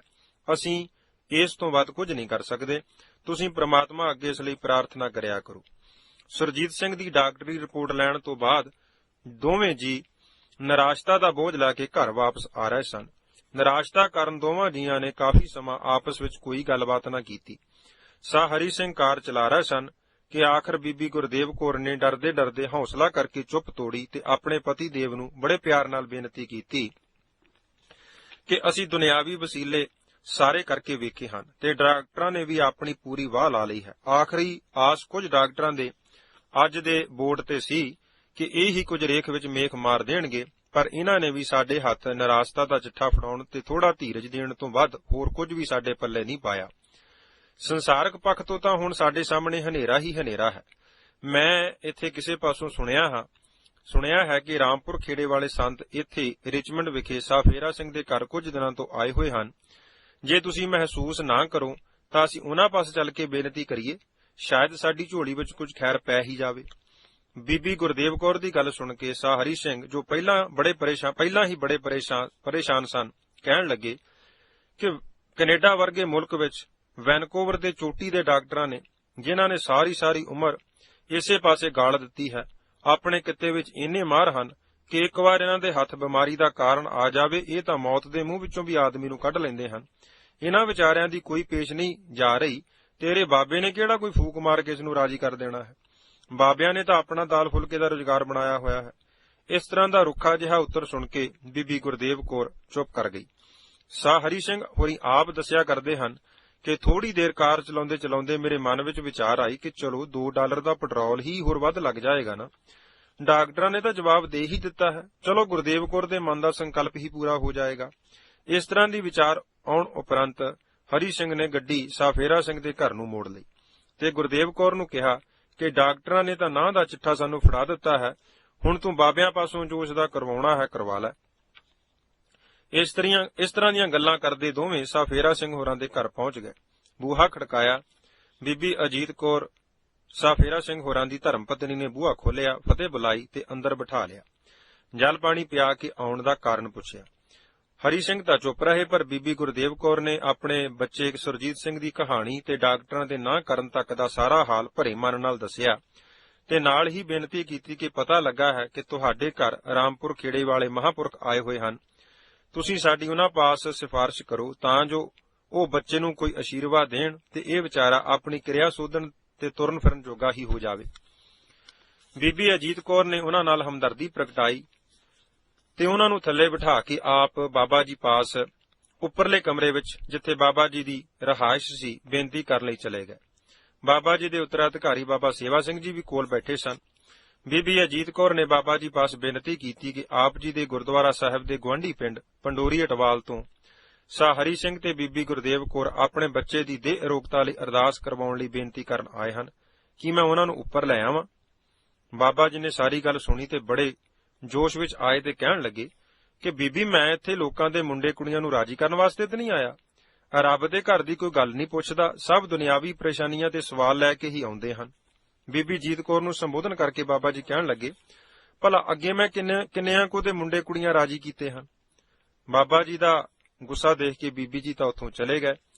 ਬਾਬਾ ਜੀ ਨੇ ਮੇਰੀ ਵੱਲ ਵੇਖਿਆ, ਭਾਵ ਬਾਬਾ ਜੀ ਦੇ ਉਤਰਾਧਿਕਾਰੀ ਸੇਵਾ ਸਿੰਘ ਹੋਰਾਂ ਵੱਲ ਵੇਖਿਆ ਤੇ ਕਹਿਣ ਲੱਗੇ, ਸੇਵਾ ਸਿੰਘ, ਸਮਾਨ ਇਕੱਠਾ ਕਰ ਤੇ ਅਟੈਚੀ ਵਿੱਚ ਬੰਦ ਕਰ, ਚਲੀਏ ਇੱਥੋਂ। ਉਹਨਾਂ ਨੇ 7 ਵਚਨ ਕਿਹਾ ਤੇ ਸੰਗਤਾਂ ਵੱਲੋਂ ਦਿੱਤੇ ਸਰੂਪਾਂ ਵਜੋਂ ਕੱਪੜੇ ਜੋ ਬਾਹਰ ਇੱਧਰ ਉੱਧਰ ਪਏ ਸਨ, ਅਟੈਚੀ ਖੋਲ ਕੇ ਉਸ ਵਿੱਚ ਰੱਖਣੇ ਸ਼ੁਰੂ ਕਰ ਦਿੱਤੇ। ਬਾਬਾ ਜੀ ਆਪਣਾ ਜੋੜਾ ਪਾ ਕੇ ਮੰਜੇ ਤੋਂ ਹੇਠਾਂ ਪੈਰ ਲਮਕਾ ਕੇ ਬੈਠ ਗਏ ਤੇ ਚੱਲਣ ਵਾਲੀ ਸੋਟੀ ਜੋ ਸਹਾਰਾ ਲੈਣ ਲਈ ਲਿਆ ਕਰਦੇ ਸਨ, ਦੋਹਾਂ ਹੱਥਾਂ ਵਿੱਚ ਫੜ ਲਈ ਤੇ ਹੱਥਾਂ ਉੱਪਰ ਆਪਣਾ ਸਿਰ ਟਿਕਾ ਲਿਆ। ਬਾਬਾ ਸੇਵਾ ਸਿੰਘ ਹੋਰਾਂ ਨੇ ਅਟੈਚੀ ਵਿੱਚ ਕੱਪੜੇ ਅਜੇ ਅੱਧੇ ਕੁ ਹੀ ਪਾਏ ਸਨ ਕਿ ਬਾਬਾ ਜੀ ਕਹਿਣ ਲੱਗੇ, ਜਵਾਨ, ਦੇਖਿਓ ਕਿਤੇ ਚਲੇ ਤਾਂ ਨਹੀਂ ਗਏ। ਸੋ ਬਾਬਾ ਸੇਵਾ ਸਿੰਘ ਹੋਰੀ ਪੌੜੀ ਉੱਤਰ ਕੇ ਵੇਖਿਆ ਤਾਂ ਉਹ ਹਰੀ ਸਿੰਘ ਤੇ ਬੀਬੀ ਗੁਰਦੇਵ ਕੌਰ ਅਜੇ ਚਾਹ ਹੀ ਪੀ ਰਹੇ ਸਨ। ਉਹਨਾਂ ਨੇ ਬਾਬਾ ਜੀ ਨੂੰ ਆ ਕੇ ਦੱਸਿਆ ਕਿ ਬਾਬਾ ਜੀ ਨਹੀਂ, ਅਜੇ ਉਹ ਜਲ ਪਾਣੀ ਹੀ ਛਕ ਰਹੇ ਹਨ, ਗਏ ਨਹੀਂ। ਬਾਬਾ ਜੀ ਨੇ ਮੁੜ ਦੁਬਾਰਾ ਭੇਜਿਆ ਤੇ ਜਾ ਬੀਬੀ ਅਜੀਤ ਕੌਰ ਨੂੰ ਕਹਿਣਾ ਕਿ ਬੱਚੇ ਵਾਲੀ ਬੀਬੀ ਨੂੰ, ਜਿਸ ਲਈ ਉਹ ਬੇਨਤੀ ਕਰਨ ਆਏ ਸਨ, ਨਾਲ ਲੈ ਕੇ ਆਵੇ, ਪਰ ਉਸ ਦਾ ਪਤੀ ਸਾਡੇ ਪਾਸ ਨਾ ਆਵੇ। ਸੋ ਬੀਬੀ ਅਜੀਤ ਕੌਰ ਨੂੰ ਬਾਬਾ ਜੀ ਦਾ ਸੰਦੇਸ਼ ਪਹੁੰਚਾ ਦਿੱਤਾ ਗਿਆ। ਜਦੋਂ ਸੁਨੇਹਾ ਦੇ ਕੇ ਬਾਬਾ ਸੇਵਾ ਸਿੰਘ ਹੋਰੀ ਬਾਬਾ ਜੀ ਪਾਸ ਪੁੱਜੇ ਤਾਂ ਬਾਬਾ ਜੀ ਕਹਿਣ ਲੱਗੇ ਕਿ ਜਵਾਨ, ਕੱਪੜੇ ਅਜੇ ਅਟੈਚੀ ਵਿੱਚ ਨਾ ਪਾ, ਇਹਨਾਂ ਦੇ ਘਰ ਦਾ ਦਾਣਾ ਪਾਣੀ ਅਜੇ ਆਪਣਾ ਰਹਿੰਦਾ ਹੈ, ਅਜੇ ਅਸੀਂ ਛਕਣਾ ਹੈ। ਸੋ ਉੱਥੇ ਹੀ ਸਾਂਭ ਸੰਭਾਲੀ ਦਾ ਕੰਮ ਛੱਡ ਦਿੱਤਾ ਤੇ ਬਾਬਾ ਜੀ ਪਾਸ ਉਹ ਵੀ ਬੈਠ ਗਏ। ਬੀਬੀ ਅਜੀਤ ਕੌਰ ਦੇ ਨਾਲ ਬੀਬੀ ਗੁਰਦੇਵ ਕੌਰ ਆਪਣੇ ਬੱਚੇ ਨੂੰ ਨਾਲ ਲੈ ਕੇ ਉੱਪਰ ਬਾਬਾ ਜੀ ਪਾਸ ਆ ਗਈ। ਬਾਬਾ ਜੀ ਨੇ ਪੁੱਛਿਆ, ਦੱਸ ਬੀਬੀ, ਇਸ ਬੱਚੇ ਨੂੰ ਤਕਲੀਫ ਕੀ ਹੈ? ਗੁਰਦੇਵ ਕੌਰ ਨੇ ਜਨਮ ਤੋਂ ਲੈ ਕੇ ਅੱਜ ਤੱਕ ਦੀ ਸਾਰੀ ਕਹਾਣੀ ਸੰਖੇਪ ਰੂਪ ਵਿੱਚ ਮਨ ਭਰ ਕੇ ਬਾਬਾ ਜੀ ਨੂੰ ਸੁਣਾਈ। ਸਾਰੀ ਵਾਰਤਾ ਸੁਣਨ ਉਪਰੰਤ ਬਾਬਾ ਜੀ ਨੇ ਕਿਹਾ, ਬੀਬੀ, ਤੁਸੀਂ ਗੁਰਬਾਣੀ ਪੜ੍ਹਦੇ ਹੋ? ਤਾਂ ਉੱਤਰ ਉਹਨਾਂ ਦਾ ਨਾਂ ਵਿੱਚ ਸੀ, ਕਿਉਂਕਿ ਘਰ ਵਿੱਚ ਕੋਈ ਰੱਬ ਨੂੰ ਵੀ, ਬਾਬਾ ਜੀ ਨੇ ਪੁੱਛਿਆ ਕਿ ਘਰ ਵਿੱਚ ਕੋਈ ਰੱਬ ਨੂੰ ਯਾਦ ਵੀ ਕਰਦਾ ਕਿ ਨਹੀਂ? ਬੀਬੀ ਗੁਰਦੇਵ ਕੌਰ ਨੇ ਸੱਚ-ਸੱਚ ਕਹਿ ਦਿੱਤਾ ਜੀ ਕਿ ਬਾਬਾ ਜੀ, ਸਾਡਾ ਸਾਰਾ ਸਹੁਰਾ ਪਰਿਵਾਰ ਨਾਸਤਕ ਹੈ, ਮੈਨੂੰ ਵੀ ਉਹਨਾਂ ਦੇ ਨਾਲ ਹੀ ਚੱਲਣਾ ਪੈਂਦਾ ਹੈ। ਤੇ ਬਾਬਾ ਜੀ ਆਖਣ ਲੱਗੇ, ਫਿਰ ਤਾਂ ਬੀਬੀ ਪਰਮੇਸ਼ਰ ਤੇ ਭੁੱਲਿਆ ਵਿਆਪਣ ਸਭੇ ਰੋਗ, ਵਿਮੁਖ ਹੋਏ ਰਾਮ ਤੇ ਲੱਗਣ ਜਨਮ ਵਿਜੋਗ ਵਾਲੀ ਗੱਲ ਹੈ। ਸਤਿਗੁਰੂ ਜੀ ਦਾ ਤਾਂ ਇਹ ਫਰਮਾਨ ਹੈ ਕਿ ਜੈ ਤਨ ਬਾਣੀ ਬਿਸਰ ਜਾਏ, ਜਿਉ ਪੱਕਾ ਰੋਗੀ ਵਿਲ ਲਾਏ। ਹੁਣ ਇੱਥੇ ਦੱਸ ਮੈਂ ਕੀ ਕਰ ਸਕਦਾ ਹਾਂ? ਬੀਬੀ ਗੁਰਦੇਵ ਕੌਰ ਨੇ ਬੜੀ ਆਜਜੀ ਨਾਲ ਕਿਹਾ, ਬਾਬਾ ਜੀ ਜੋ ਤੁਸੀਂ ਹੁਕਮ ਕਰੋਗੇ ਮੈਂ ਉਹ ਕਰਾਂਗੀ, ਇਹ ਬੱਚਾ ਕਿਸੇ ਤਰ੍ਹਾਂ ਰਾਜੀ ਹੋ ਜਾਏ। ਬਾਬਾ ਜੀ ਨੇ ਕਿਹਾ ਕਿ ਬੀਬੀ ਜੇ ਪਰਿਵਾਰ ਨਿਤਨੇਮ ਨਹੀਂ ਕਰਦਾ, ਤੁਸੀਂ ਆਪ ਹਰ ਰੋਜ਼ ਨਿਤਨੇਮ ਕਰਿਆ ਕਰੋ ਤੇ ਕਾਕੇ ਨੂੰ ਕੋਲ ਲਟਾ ਲਿਆ ਕਰੋ। ਨਿਤਨੇਮ ਤੋਂ ਇਲਾਵਾ ਅੱਧਾ ਘੰਟਾ ਮੂਲ ਮੰਤਰ ਦਾ ਜਾਪ ਇਸੇ ਬੱਚੇ ਦੇ ਕੋਲ ਬੈਠ ਕੇ ਇਸ ਨੂੰ ਸੁਣਾਇਆ ਕਰੋ। ਪਾਠ ਤੇ ਜਾਪ ਉਪਰੰਤ ਇਸ ਦੀ ਤੰਦਰੁਸਤੀ ਲਈ ਮਹਾਰਾਜ ਜੀ ਪਾਸ ਅਰਦਾਸ ਵੀ ਹਰ ਰੋਜ਼ ਕਰਿਆ ਕਰੋ। ਗੁਰੂ ਮਹਾਰਾਜ ਜੀ ਮਿਹਰ ਕਰਨਗੇ। ਮਹੀਨੇ ਖੰਡ ਵਿੱਚ ਇਸ ਨੂੰ ਫਰਕ ਪੈਣ ਲੱਗ ਜਾਵੇਗਾ। ਕਿਸੇ ਨੂੰ ਦੱਸਣਾ ਨਹੀਂ, ਗੁਰੂ ਮਹਾਰਾਜ ਜੀ ਦਾ ਧੰਨਵਾਦ ਹੀ ਕਰਨਾ ਹੈ ਤੇ ਇਸ ਨਿਯਮ ਨੂੰ ਜਾਰੀ ਰੱਖਣਾ ਹੈ। ਠੀਕ ਹੋਣ ਉਪਰੰਤ ਵੀ ਇਸ ਨਿਯਮ ਨੂੰ ਛੱਡਣਾ ਨਹੀਂ ਤੇ ਫਿਰ ਮੇਰੇ ਪਾਸ ਆਉਣ ਦੀ ਲੋੜ ਨਹੀਂ। ਸਤਿਗੁਰੂ ਜੀ ਦੇ ਚਰਨਾਂ ਵਿੱਚ ਜਾ ਕੇ ਧੰਨਵਾਦ ਕਰਨਾ ਤੇ ਸਤਿਗੁਰੂ ਗੁਰੂ ਗ੍ਰੰਥ ਸਾਹਿਬ ਸੱਚੇ ਪਾਤਸ਼ਾਹ ਦੇ ਚਰਨਾਂ ਦਾ ਓਟ ਆਸਰਾ ਸਦੀਵ ਕਾਲ ਲਈ ਗ੍ਰਹਿਣ ਕਰਨ ਦਾ ਯਤਨ ਕਰਨਾ ਹੈ। ਇੰਨੇ ਬਚਨ ਕਹਿ ਕੇ ਆਪ ਮੁੜ ਮੰਜੇ ਤੇ ਬੈਠ ਕੇ ਸਿਮਰਨ ਕਰਨ ਲੱਗ ਪਏ। ਬੀਬੀ ਗੁਰਦੇਵ ਕੌਰ ਬੱਚੇ ਨੂੰ ਲੈ ਕੇ ਆਪਣੇ ਪਤੀ ਪਾਸ ਗਈ। ਇੱਥੋਂ ਉਹ ਘਰ ਨੂੰ ਚਲੇ ਗਏ। ਰਸਤੇ ਵਿੱਚ ਹਰੀ ਸਿੰਘ ਨੇ ਆਪਣੀ ਘਰਵਾਲੀ ਨੂੰ ਪੁੱਛਿਆ ਕਿ ਬਾਬਿਆਂ ਨੇ ਕੀ ਕਿਹਾ। ਬੀਬੀ ਨੇ ਨਿਤਨੇਮ ਕਰਨ ਅਤੇ ਮੂਲ ਮੰਤਰ ਦਾ ਜਾਪ ਬੱਚੇ ਨੂੰ ਸੁਣਾਉਣ ਦਾ ਜੋ ਬਾਬਾ ਜੀ ਨੇ ਹੁਕਮ ਕੀਤਾ ਸੀ ਦੱਸ ਦਿੱਤਾ। ਹਰੀ ਸਿੰਘ ਲੰਮਾ ਹੌਕਾ ਲੈ ਕੇ ਕਹਿਣ ਲੱਗਾ, ਬਸ ਹੋ ਗਈ ਤੇਰੀ ਤਸੱਲੀ। ਮੈਨੂੰ ਪਹਿਲਾਂ ਹੀ ਪਤਾ ਸੀ ਕਿ ਬਾਬਿਆਂ ਨੇ ਪਾਠ ਕਰਨ ਲਈ ਕਹਿਣਾ ਨਾ। ਤੇ ਨਾਲ ਪੁੱਛਿਆ ਕਿ ਕੀ ਕਰਿਆ ਕਰੇਂਗੀ। ਬੀਬੀ ਗੁਰਦੇਵ ਕੌਰ ਨੇ ਕਿਹਾ ਕਿ ਹੋਰ ਤਾਂ ਕੋਈ ਆਸਰਾ ਹੈ ਨਹੀਂ, ਮੈਂ ਤਾਂ ਜ਼ਰੂਰ ਪਾਠ ਤੇ ਮੂਲ ਮੰਤਰ ਦਾ ਜਾਪ ਕਰੂੰਗੀ। ਮੈਨੂੰ ਯਕੀਨ ਹੈ ਕਿ ਪ੍ਰਮਾਤਮਾ ਜ਼ਰੂਰ ਸਾਡੀ ਝੋਲੀ ਖੈਰ ਪਾਏਗਾ। ਇਸ ਤਰ੍ਹਾਂ ਦੀਆਂ ਗੱਲਾਂ ਕਰਦੇ ਦੋਵੇਂ ਜਣੇ ਘਰ ਪੁੱਜ ਗਏ। ਅਗਲੇ ਦਿਨ ਹੀ ਬੀਬੀ ਗੁਰਦੇਵ ਕੌਰ ਨੇ ਗੁਟਕਾ ਲਿਆ ਤੇ ਸਹਿਜੇ ਸਹਿਜੇ 5 ਬਾਣੀਆਂ ਦਾ ਨਿਤਨੇਮ ਵੀ ਪੂਰਾ ਕਰ ਲਿਆ ਤੇ ਪਤੀ ਦੇਵ ਨੂੰ ਕੰਮ ਤੇ ਤੋਰ ਕੇ ਬੱਚੇ ਨੂੰ ਗੋਦੀ ਵਿੱਚ ਲੈ ਕੇ ਮੂਲ ਮੰਤਰ ਦਾ ਜਾਪ ਸੁਣਾਇਆ ਅਤੇ ਤੰਦਰੁਸਤੀ ਲਈ ਗੁਰੂ ਚਰਨਾਂ ਵਿੱਚ ਅਰਦਾਸ ਜਿਵੇਂ ਬਾਬਾ ਜੀ ਨੇ ਦੱਸਿਆ ਸੀ ਕੀਤੀ। ਹੁਣ ਹਰ ਰੋਜ਼ ਦਾ ਨਿਯਮ ਬਣਾ ਲਿਆ। ਇਸ ਤੋਂ ਇਲਾਵਾ ਜਦੋਂ ਵੀ ਥੋੜਾ ਵੇਲ ਮਿਲਦਾ ਮੂਲ ਮੰਤਰ ਦਾ ਜਾਪ ਇਹ ਬੀਬੀ ਆਪਣੇ ਬੱਚੇ ਨੂੰ ਸੁਣਾਉਂਦੀ ਰਹਿੰਦੀ। ਗੁਰੂ ਕੀ ਬਾਣੀ ਪੜ੍ਹਨ ਅਤੇ ਮਨ ਇਕਾਗਰ ਕਰਕੇ ਅਰਦਾਸਾਂ ਕਰਨ ਦਾ ਸਦਕਾ ਸੁਰਜੀਤ ਸਿੰਘ ਦੀ ਸਿਹਤ ਵਿੱਚ ਸੁਧਾਰ ਹੋਣਾ ਸ਼ੁਰੂ ਹੋ ਗਿਆ। ਕਦੀ-ਕਦੀ ਬੱਚਾ ਬਾਂਹ ਚੁੱਕ ਲੈਂਦਾ ਤੇ ਆਪਣੇ ਹੱਥ ਨਾਲ ਦੁੱਧ ਦੀ ਬੋਤਲ ਮੂੰਹ ਵਿੱਚ ਪਾ ਕੇ ਪੀਂਦਾ ਤੇ ਕਿਤੇ-ਕਿਤੇ ਲੱਤ ਵੀ ਹਿਲਾਉਣ ਲੱਗ ਪੈਂਦਾ। ਚਿਹਰੇ ਦੀ ਟਹਿਕ ਵੀ ਬਦਲ ਗਈ। ਮਹੀਨੇ ਤੋਂ ਉੱਪਰ ਸਮਾਂ ਬੱਚੇ ਨੂੰ ਗੁਰਬਾਣੀ ਦੀ ਔਸ਼ਧੀ ਖਵਾਉਂਦਿਆਂ ਬਤੀਤ ਹੋ ਗਿਆ। ਇਹਨਾਂ ਦੇ ਘਰ ਦੀ ਬੇਸਮੈਂਟ ਵਿੱਚ ਇੱਕ ਮੁਸਲਮਾਨ ਪਰਿਵਾਰ ਕਿਰਾਏ ਤੇ ਰਹਿੰਦਾ ਸੀ। ਉਹਨਾਂ ਦੀ ਇੱਕ ਮਾਤਾ ਕਾਫੀ ਬਿਰਧ ਸੀ। ਘਰ ਵਾਲੇ ਬਾਹਰ ਲਾਨ ਵਿੱਚ ਉਸ ਨੂੰ ਕੁਰਸੀ ਢਾਹ ਕੇ ਬਿਠਾ ਦਿੰਦੇ ਤਾਂ ਜੋ ਉਹ ਵੀ ਵਿਚਾਰੀ ਬਾਹਰ ਦੀ ਤਾਜ਼ੀ ਹਵਾ ਲੈ ਸਕੇ। ਉਧਰ ਬੀਬੀ ਗੁਰਦੇਵ ਕੌਰ ਵੀ ਇੱਕ ਨਿੱਕੀ ਜੀ ਮੰਜੀ ਢਾਹ ਕੇ ਆਪਣੇ ਬੱਚੇ ਨੂੰ ਉਸ ਪਾਸ ਲਟਾ ਦਿੰਦੀ। ਦੋਵੇਂ ਇੱਕ ਦੂਜੇ ਵੱਲ ਦੇਖ-ਦੇਖ ਕੇ ਆਪਣਾ ਸਮਾਂ ਬਤੀਤ ਕਰਦੇ। ਇੱਕ ਦਿਨ ਉਸ ਬਜ਼ੁਰਗ ਮਾਤਾ ਨੇ ਬੱਚੇ ਨੂੰ, ਜੋ 3 ਸਾਲ ਦੇ ਕਰੀਬ ਉਮਰ ਦਾ ਹੋ ਚੁੱਕਾ ਸੀ, ਮੰਜੀ ਤੋਂ ਚੁੱਕ ਕੇ ਕੁਰਸੀ ਨਾਲ ਖੜਾ ਕਰਨ ਦਾ ਯਤਨ ਕੀਤਾ। ਥੋੜਾ ਸਹਾਰੇ ਨਾਲ ਬੱਚਾ ਕੁਰਸੀ ਨਾਲ ਖੜਾ ਹੋ ਗਿਆ ਤੇ ਕੁਰਸੀ ਦੀ ਲੱਤ ਨੂੰ ਫੜ ਕੇ ਥੋੜਾ ਪੈਰ ਪੱਟਣ ਦਾ ਯਤਨ ਕਰੇ ਤੇ ਨਾਲੇ ਰੋਈ ਜਾਏ। ਯਤਨ ਕਰਦੇ-ਕਰਦੇ ਉਸਨੇ 2 ਨਿੱਕੀਆਂ-ਨਿੱਕੀਆਂ ਲਾਂਘਾਂ ਪੁੱਟ ਲਈਆਂ। ਬੱਚੇ ਦੇ ਥੋੜਾ ਖੜਾ ਹੋਣ ਅਤੇ ਤੁਰਨ ਕਾਰਨ ਉਸ ਬਿਰਧ ਮਾਤਾ ਦੇ ਮਨ ਵਿੱਚ ਬੜੀ ਖੁਸ਼ੀ ਆਈ ਤੇ ਆ ਕੇ ਬੀਬੀ ਗੁਰਦੇਵ ਕੌਰ ਨੂੰ ਆਵਾਜ਼ਾਂ ਮਾਰਨ ਲੱਗ ਪਈ ਕਿ ਹੇ ਬੀਬੀ ਗੁਰਦੇਵ ਕੌਰ, ਤੇਰਾ ਬੱਚਾ ਤਾਂ ਤੁਰਨ ਲੱਗ ਪਿਆ, ਆ ਕੇ ਵੇਖ ਲਾ। ਉਸ ਬਿਰਧ ਮਾਤਾ ਦੇ ਕਹਿਣ ਦਾ ਕਿਸੇ ਨੇ ਯਕੀਨ ਨਾ ਕੀਤਾ, ਸਗੋਂ ਅੰਦਰੋਂ ਹਰੀ ਸਿੰਘ ਖਿੱਝ ਕੇ ਕਹਿਣ ਲੱਗਾ, ਮਾਈ ਅਸੀਂ ਤਾਂ ਪਹਿਲਾਂ ਹੀ ਕਿਸਮਤ ਦੇ ਮਾਰੇ ਹੋਏ ਹਾਂ, ਹੁਣ ਤੁਸੀਂ ਵੀ ਕਿਰਾਏਦਾਰ ਸਾਨੂੰ ਮਖੌਲਾਂ ਕਰਨ ਲੱਗ ਪਏ ਹੋ। ਗੁਰਦੇਵ ਕੌਰ ਨੂੰ ਸੰਬੋਧਨ ਕਰਕੇ ਕਿਹਾ ਕਿ ਇਸ ਬੁੱਢੀ ਨੂੰ ਕਹਿ ਦੇਵੋ ਕਿ ਐਵੇਂ ਸਾਨੂੰ ਆਵਾਜ਼ਾਂ ਨਾ ਮਾਰੇ, ਆਰਾਮ ਨਾਲ ਬੈਠ ਕੇ ਅੱਲਾਹੂ ਅੱਲਾਹੂ ਕਰੇ। ਪਰ ਬੁੱਢੀ ਮਾਤਾ ਨੂੰ ਥੋੜਾ ਉੱਚਾ ਸੁਣਦਾ ਸੀ। ਉਸ ਨੇ ਫਿਰ ਦੁਬਾਰਾ ਬੱਚੇ ਦੇ ਖੜੇ ਹੋਣ ਅਤੇ ਪਲਾਂਘਾਂ ਪੱਟਣ ਦੀ ਗੱਲ ਉੱਚੀ ਆਵਾਜ਼ ਵਿੱਚ ਦੁਹਰਾਈ। ਮਾਈ ਦੇ ਦੁਬਾਰਾ ਕਹਿਣ ਤੇ ਬੀਬੀ ਗੁਰਦੇਵ ਕੌਰ ਨੇ ਰਸੋਈ ਵਿੱਚੋਂ ਬਾਹਰ ਜਾ ਕੇ ਵੇਖਿਆ ਕਿ ਸੱਚਮੁੱਚ ਹੀ ਉਸ ਦਾ ਇਕਲੌਤਾ ਪੁੱਤਰ, ਜੋ 3 ਸਾਲ ਤੋਂ ਮਾਸ ਦਾ ਬੁੱਤ ਸੀ, ਭੰਗੂੜੇ ਵਿੱਚ ਜਾਂ ਮੰਜੀ ਉੱਪਰ ਹੀ ਪਿਆ ਰਹਿੰਦਾ ਸੀ, ਆਪਣੇ ਆਪ ਖੜਾ ਸੀ। ਖੜਾ ਵੇਖ ਕੇ ਆਪੇ ਤੋਂ ਬਾਹਰੀ ਹੋ ਕੇ ਬੱਚੇ ਨੂੰ ਜਾ ਚੰਬੜੀ ਤੇ ਛਾਤੀ ਨਾਲ ਲਾ ਕੇ ਪਿਆਰ ਤੇ ਵੈਰਾਗ ਵਿੱਚ ਵਹਿ ਤੁਰੀ ਕਿ ਧੰਨ ਗੁਰੂ ਨਾਨਕ ਦੀ ਉੱਚੀ-ਉੱਚੀ ਰੱਟ ਲਗਾਉਣ ਲੱਗੀ, ਜਿਸ ਨੂੰ ਸੁਣ ਕੇ ਹਰੀ ਸਿੰਘ ਦੀਆਂ ਅੱਖਾਂ ਵੀ ਪਿਆਰ ਵਿੱਚ ਸੇਜਲ ਹੋ ਗਈਆਂ। ਹਰੀ ਸਿੰਘ ਦੀ ਆਤਮਾ ਨੇ ਉਸ ਨੂੰ ਇਹ ਸੋਚਣ ਲਈ ਮਜਬੂਰ ਕਰ ਦਿੱਤਾ ਕਿ ਪਾਠ ਤੇ ਮੂਲ ਮੰਤਰ ਦੇ ਜਾਪ ਵਿੱਚ ਕਿੰਨੀ ਕੁ ਸ਼ਕਤੀ ਹੈ। 3 ਸਾਲ ਤੱਕ ਡਾਕਟਰਾਂ ਦੇ ਇਲਾਜ ਕਰਨ ਤੇ ਸੁਰਜੀਤ ਸਿੰਘ ਨੂੰ ਭੂਰਾ ਫਰਕ ਨਹੀਂ ਪਿਆ। ਗੁਰਬਾਣੀ ਦਾ ਪਾਠ ਅਤੇ ਮੂਲ ਮੰਤਰ ਦੇ ਜਾਪ ਕਰਨ ਨਾਲ 1 ਮਹੀਨੇ ਵਿੱਚ ਹੀ ਉਸ ਦਾ ਬੱਚਾ ਖੜਾ ਹੋਣ ਲੱਗ ਪਿਆ। ਹਰੀ ਸਿੰਘ ਹੋਰਾਂ ਦੇ ਆਪ ਦੱਸਣ ਅਨੁਸਾਰ ਕਿ ਉਹ ਦਿਨ ਮੇਰੇ ਜੀਵਨ ਵਿੱਚ ਪਰਿਵਰਤਨ ਲਿਆਉਣ ਵਾਲਾ ਸੀ। ਉਸੇ ਦਿਨ ਤੋਂ ਉਹ ਦੱਸਦੇ ਹੁੰਦੇ ਹਨ ਕਿ ਮੈਂ ਵੀ ਗੁਰਬਾਣੀ ਪੜ੍ਹਨੀ ਸ਼ੁਰੂ ਕਰ ਦਿੱਤੀ ਅਤੇ ਗੁਰੂ ਚਰਨਾਂ ਨਾਲ ਦਿਨ ਬ ਦਿਨ ਪਿਆਰ ਵੱਧਦਾ ਗਿਆ।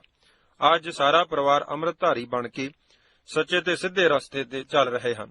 ਅਗਿਆਨਤਾ ਵਿੱਚ ਤਰਕਾਂ ਕਰਦਿਆਂ ਜੋ ਸਮਾਂ ਖਰਾਬ ਹੋਇਆ, ਉਸ ਦਾ ਕਈ ਵਾਰ ਬਹੁਤ ਪਛਤਾਵਾ ਲੱਗਦਾ ਹੈ।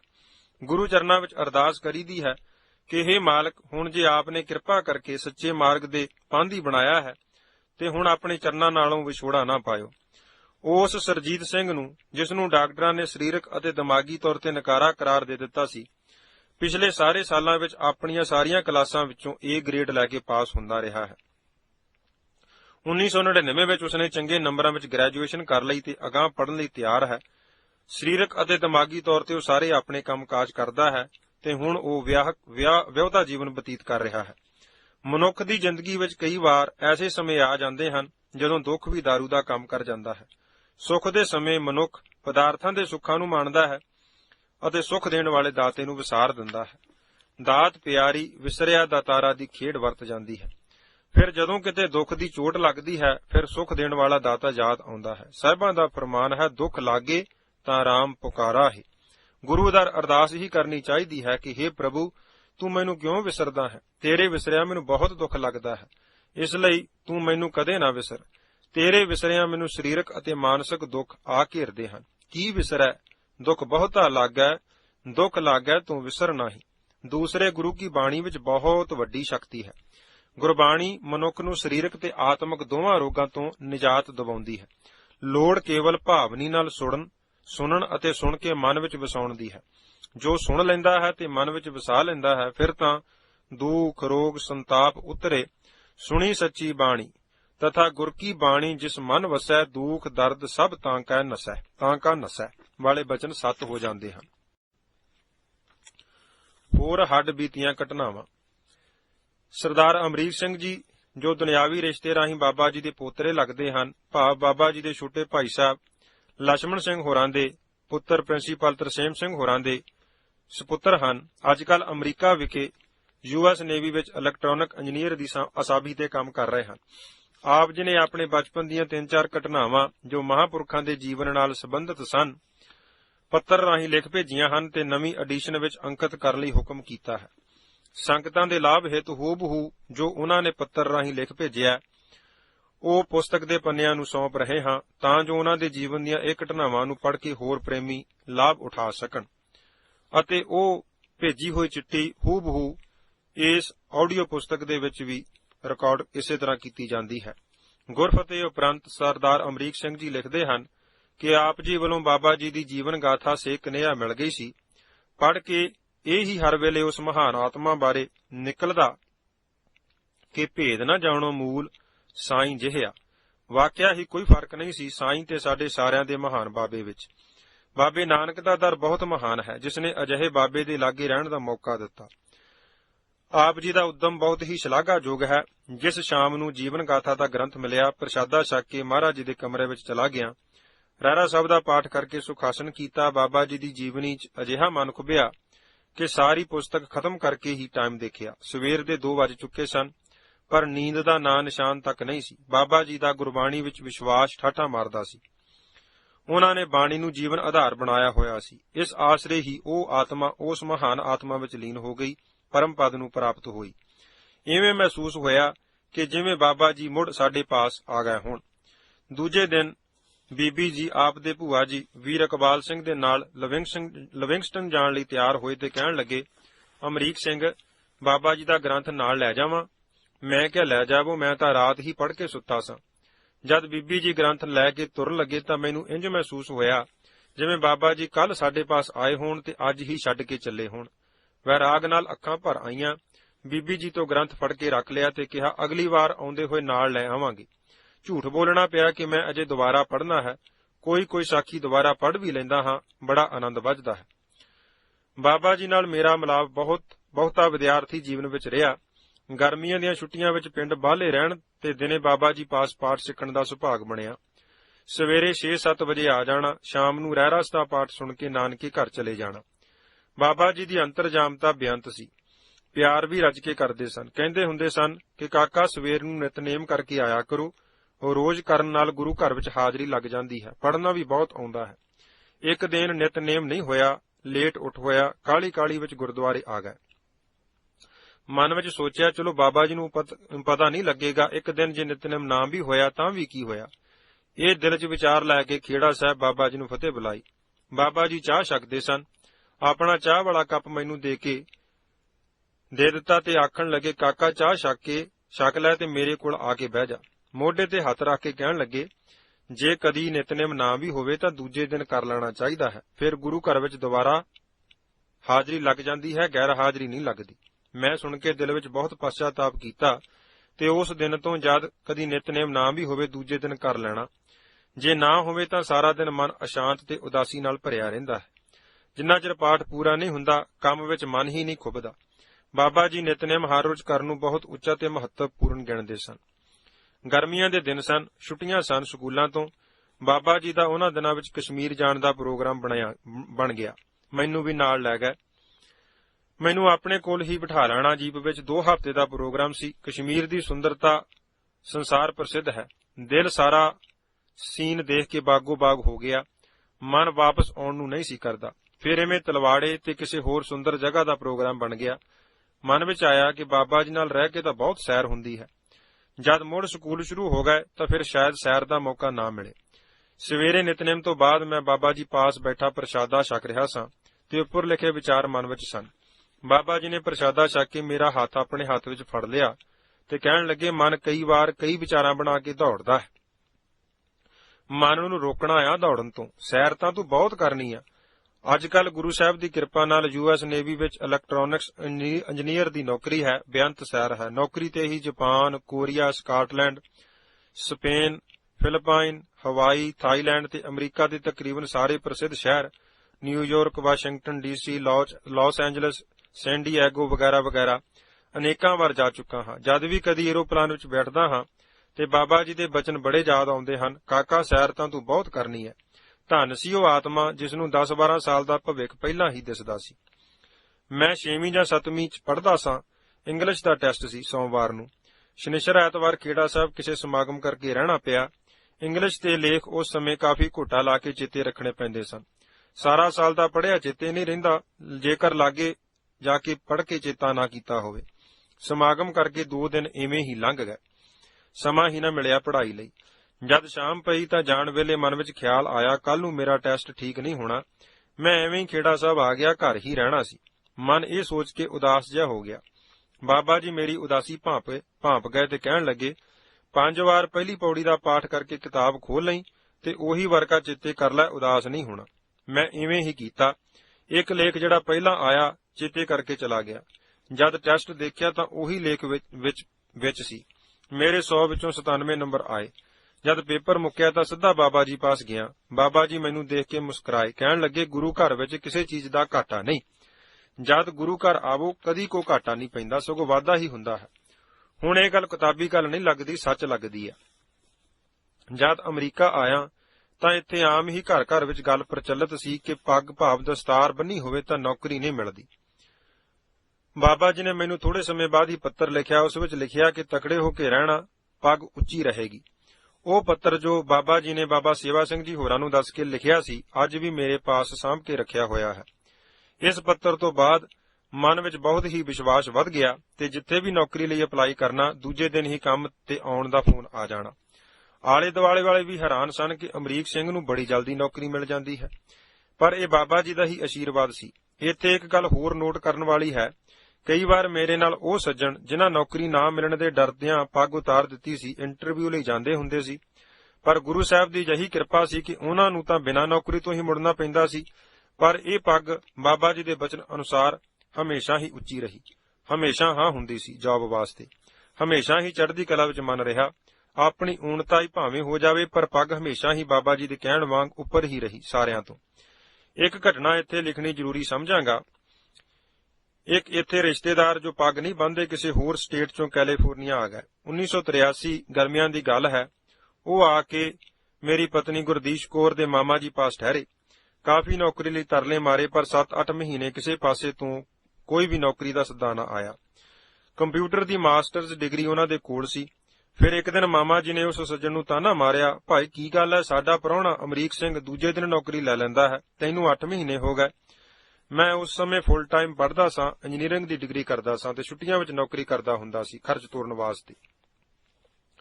ਉਹ ਅੱਗਿਓਂ ਕਹਿਣ ਲੱਗੇ, ਭਾਈ ਸਾਹਿਬ ਪਹਿਲਾਂ ਨੌਕਰੀਆਂ ਆਮ ਮਿਲ ਜਾਂਦੀਆਂ ਸਨ, ਹੁਣ ਅਮਰੀਕ ਸਿੰਘ ਨੂੰ ਕਹੋ ਕਿ ਉਹ ਲੈ ਕੇ ਦਿਖਾਏ। ਹੁਣ ਸਮਾਂ ਬੜਾ ਖਰਾਬ ਹੈ, ਨੌਕਰੀ ਮਿਲਣੀ ਮੁਸ਼ਕਲ ਹੈ। ਮਾਮਾ ਜੀ ਨੇ ਮੈਨੂੰ ਇਹ ਗੱਲ ਦੱਸੀ ਜਦ ਮੈਂ ਸਕੂਲ ਤੋਂ ਵਿਹਲਾ ਹੋ ਕੇ ਨੌਕਰੀ ਵਾਸਤੇ ਅਪਲਾਈ ਕਰਨ ਗਿਆ। ਮੈਂ ਜਵਾਬ ਦਿੱਤਾ, ਮਾਮਾ ਜੀ ਕੋਈ ਨਾ, ਜਿੱਥੇ ਪਹਿਲਾਂ ਮਿਲ ਜਾਂਦੀਆਂ ਹੁਣ ਵੀ ਮਿਲ ਜਾਊ। ਵਿਸ਼ਵਾਸ ਸੀ ਦਾਤੇ ਤੇ ਬਾਬਾ ਜੀ ਦੇ ਬਚਨਾਂ ਤੇ। ਦੂਜੇ ਦਿਨ ਕੰਪਨੀ ਵਿੱਚ ਇੱਕ ਜੌਬ ਦੀ ਵੈਕੈਂਸੀ ਨਿਕਲੀ। ਮੈਨੂੰ ਤਜਰਬਾ ਸੀ ਉਸ ਕੰਮ ਦਾ। ਮੈਂ ਐਪਲੀਕੇਸ਼ਨ ਭਰੀ ਤੇ ਸੈਕਟਰੀ ਨੂੰ ਕਿਹਾ ਕਿ ਮੇਰੀ ਹੁਣੇ ਹੀ ਇੰਟਰਵਿਊ ਕਰਵਾ ਦੇਵੇ। ਉਸਨੇ ਜਵਾਬ ਦਿੱਤਾ ਕਿ ਅਗਲੇ ਹਫ਼ਤੇ ਫੋਨ ਕਰਕੇ ਦੱਸਾਂਗੇ। ਹੁਣ ਮੈਨੇਜਰ ਮੀਟਿੰਗ ਵਿੱਚ ਹੈ। ਮਨ ਨੂੰ ਪੂਰੀ ਆਸ ਸੀ ਕਿ ਕੰਮ ਅੱਜ ਹੀ ਮਿਲ ਜਾਣਾ ਹੈ। ਮੈਂ ਅਫਸੋਸਿਆ ਜਿਹਾ ਆਪਣੀ ਕਾਰ ਵੱਲ ਤੁਰ ਪਿਆ ਤੇ ਸੋਚਿਆ ਕਿ ਚਲੋ ਅਖਬਾਰ ਜੋ ਕਾਰ ਵਿੱਚ ਪਈ ਸੀ, ਕੋਈ ਹੋਰ ਵੈਕੈਂਸੀ ਦੇਖਦਾ ਹਾਂ। ਜਦ ਕਾਰ ਖੋਲੀ ਤਾਂ ਅਖਬਾਰ ਨਾ ਦਿਸੀ। ਆਲੇ ਦੁਆਲੇ ਹੱਥ ਮਾਰਿਆ ਪਰ ਕਿਤੇ ਨਾ। ਫਿਰ ਸੋਚਿਆ ਕਿ ਮੈਂ ਅਖਬਾਰ ਕੰਪਨੀ ਦੇ ਆਫਿਸ ਵਿੱਚ ਹੀ ਭੁੱਲ ਆਇਆ ਹੋਵਾਂਗਾ। ਇਹ ਸੋਚ ਕੇ ਮੈਂ ਆਫਿਸ ਵੱਲ ਤੁਰ ਪਿਆ। ਜਦ ਅੰਦਰ ਗਿਆ ਤਾਂ ਸੈਕਟਰੀ ਫੋਨ ਤੇ ਸੀ। ਦੇਖ ਕੇ ਕਹਿਣ ਲੱਗੀ, ਮਿਸਟਰ ਧੁੱਗਾ, ਮੈਨੇਜਰ ਹੁਣੇ ਹੀ ਮੀਟਿੰਗ ਚੋਂ ਨਿਕਲਿਆ ਹੈ, ਕਹਿੰਦਾ ਹੈ ਕਿ ਇੰਟਰਵਿਊ ਹੁਣੇ ਹੀ ਕਰ ਲਵੇਗਾ। ਮੈਂ ਉੱਥੋਂ ਹੀ ਇੰਟਰਵਿਊ ਲਈ ਅੰਦਰ ਚਲਾ ਗਿਆ। ਮੈਨੇਜਰ ਨੇ ਚੰਗੇ ਪੈਸਿਆਂ ਤੇ ਜੌਬ ਦੇ ਦਿੱਤੀ। ਉਸ ਸਮੇਂ ਦੁਪਹਿਰ 2 ਵਜੇ ਦਾ ਸਮਾਂ ਸੀ। ਕਹਿਣ ਲੱਗਾ, ਕੰਮ ਭਾਵੇਂ ਹੁਣੇ ਹੀ ਸ਼ੁਰੂ ਕਰ ਲੈ, ਨਹੀਂ ਤਾਂ ਕੱਲ ਸਵੇਰੇ 7 ਵਜੇ ਸ਼ੁਰੂ ਕਰ ਲਈ, ਤੇਰੀ ਮਰਜ਼ੀ ਹੈ। ਮਨ ਖੁਸ਼ੀ ਨਾਲ ਗੁਰੂ ਕਰ ਰਿਹਾ ਸੀ, ਵਾਹਿਗੁਰੂ ਜੀ ਦੀ ਸ਼ੁਕਰਗੁਜ਼ਾਰੀ ਵਿੱਚ। ਜਦ ਕਾਰ ਵਿੱਚ ਮੁੜ ਕੇ ਗਿਆ ਤਾਂ ਅਖਬਾਰ ਸਾਹਮਣੇ ਪਈ ਸੀ। ਨਾ ਦਿਸਣ ਦਾ ਕਾਰਨ ਸਿਰਫ ਉਸ ਸ਼ਕਤੀ ਵੱਲੋਂ ਆਫਿਸ ਵਿੱਚ ਭੇਜਣ ਦਾ ਸੀ। ਮਾਮਾ ਜੀ ਨੂੰ ਮੈਂ ਫੋਨ ਕਰਕੇ ਦੱਸ ਦਿੱਤਾ ਕਿ ਉਸ ਸੱਜਣ ਨੂੰ ਦੱਸ ਦੇਣ ਕਿ ਮੈਨੂੰ ਨੌਕਰੀ ਮਿਲ ਗਈ ਹੈ, ਕੰਮ ਕੱਲ ਨੂੰ ਸ਼ੁਰੂ ਕਰਨਾ ਹੈ। ਮਾਮਾ ਜੀ ਵੀ ਬਹੁਤ ਖੁਸ਼ ਹੋਏ। ਵਾਹਿਗੁਰੂ ਜੀ ਦੀ ਸ਼ੁਕਰਗੁਜ਼ਾਰੀ ਅਤੇ ਬਾਬਾ ਜੀ ਦੀ ਚਿੱਠੀ ਦਾ ਚੇਤਾ ਕਰਕੇ ਖੁਸ਼ੀ ਨਾਲ ਅੱਖਾਂ ਭਰ ਆਈਆਂ। ਧੰਨ ਸਨ ਬਾਬਾ ਜੀ। ਇੰਨਾ ਖਿਆਲ ਪ੍ਰਦੇਸ਼ਾਂ ਵਿੱਚ ਬੈਠਿਆਂ ਦਾ ਵੀ ਰੱਖਦੇ ਸਨ। ਇੰਨਾ ਪਿਆਰ ਸੀ ਦਿਲ ਵਿੱਚ ਜੋ ਲਿਖਣ ਤੋਂ ਬਾਹਰ ਹੈ। ਮੈਂ ਇੱਥੇ ਇੱਕ ਗੱਲ ਕਹਿਣੀ ਮੁਨਾਸਬ ਸਮਝਾਂਗਾ ਕਿ ਜਿਹੜੇ ਸੱਜਣ ਬਾਹਰ ਆ ਕੇ ਦਸਤਾਰ ਨੌਕਰੀ ਦੀ ਖਾਤਰ ਜਾਂ ਤਰੱਕੀ ਵਾਸਤੇ ਲਾਉਣ ਬਾਰੇ ਸੋਚੇ, ਉਹ ਜੇਕਰ ਭਰੋਸਾ ਰੱਖੇ ਤਾਂ ਜਿੱਥੇ ਕੋ ਤਰੱਕੀ ਕਰਕੇ ਪਹੁੰਚਣਾ ਚਾਹੇ ਉਸ ਤੋਂ ਵੀ ਉੱਪਰ ਦਸਤਾਰ ਨਾਲ ਪਹੁੰਚੇਗਾ। ਸਿਰਫ ਵਿਸ਼ਵਾਸ ਦੀ ਜ਼ਰੂਰਤ ਹੈ। ਇਹ ਸਨ ਕੁਝ ਕੁ ਖਾਸ ਘਟਨਾਵਾਂ ਜੋ ਮੇਰੇ ਜੀਵਨ ਨਾਲ ਸੰਬੰਧਿਤ ਹਨ। ਧਰਮਯੁੱਧ ਮੋਰਚੇ ਵਿੱਚ ਗ੍ਰਿਫਤਾਰੀ। ਜਿਵੇਂ ਕਿ ਪਿੱਛੇ ਦੱਸਿਆ ਗਿਆ ਹੈ ਕਿ ਬਾਬਾ ਜੀ ਨੂੰ ਖਾਲਸਾ ਪੰਥ ਨਾਲ ਅਤਿਅੰਤ ਦਿਲੀ ਪਿਆਰ ਸੀ। ਸਤਿਗੁਰੂ ਗੁਰੂ ਗ੍ਰੰਥ ਸਾਹਿਬ ਤੋਂ ਬਾਅਦ ਜੇਕਰ ਕਿਸੇ ਹੋਰ ਵਸਤੂ ਲਈ ਬਾਬਾ ਜੀ ਦੇ ਮਨ ਵਿੱਚ ਥਾਂ ਸੀ ਤੇ ਉਹ ਸੀ ਖਾਲਸਾ ਪੰਥ। ਮਨ ਵਿੱਚ ਹਰ ਵੇਲੇ ਇਹੋ ਲੋਚਾ ਰਹਿੰਦੀ ਕਿ ਖਾਲਸਾ ਪੰਥ ਹਮੇਸ਼ਾ ਹੀ ਚੜ੍ਹਦੀ ਕਲਾ ਵਿੱਚ ਰਹੇ। ਇਸ ਫੁਰਨੇ ਦੀ ਪੂਰਤੀ ਲਈ ਬਾਬਾ ਜੀ ਹਰ ਰੋਜ਼ 21 ਪਾਠ ਬੇਨਤੀ ਚੌਪਈ ਸਾਹਿਬ ਦੇ ਕਰਦੇ ਅਤੇ ਜੋ ਵੀ ਗੁਰਸਿੱਖ ਉਹਨਾਂ ਦੇ ਸੰਪਰਕ ਵਿੱਚ ਆਉਂਦਾ ਉਸ ਨੂੰ ਖਾਸ ਤੌਰ ਤੇ ਇਹ ਬੇਨਤੀ ਹੁੰਦੀ ਕਿ ਨਿਤਨੇਮ ਤੋਂ ਇਲਾਵਾ ਘੱਟੋ ਘੱਟ 1 ਪਾਠ ਬੇਨਤੀ ਚੌਪਈ ਦਾ ਖਾਲਸਾ ਪੰਥ ਨਿਮਿਤ ਹਰ ਰੋਜ਼ ਕਰਨਾ ਹੈ।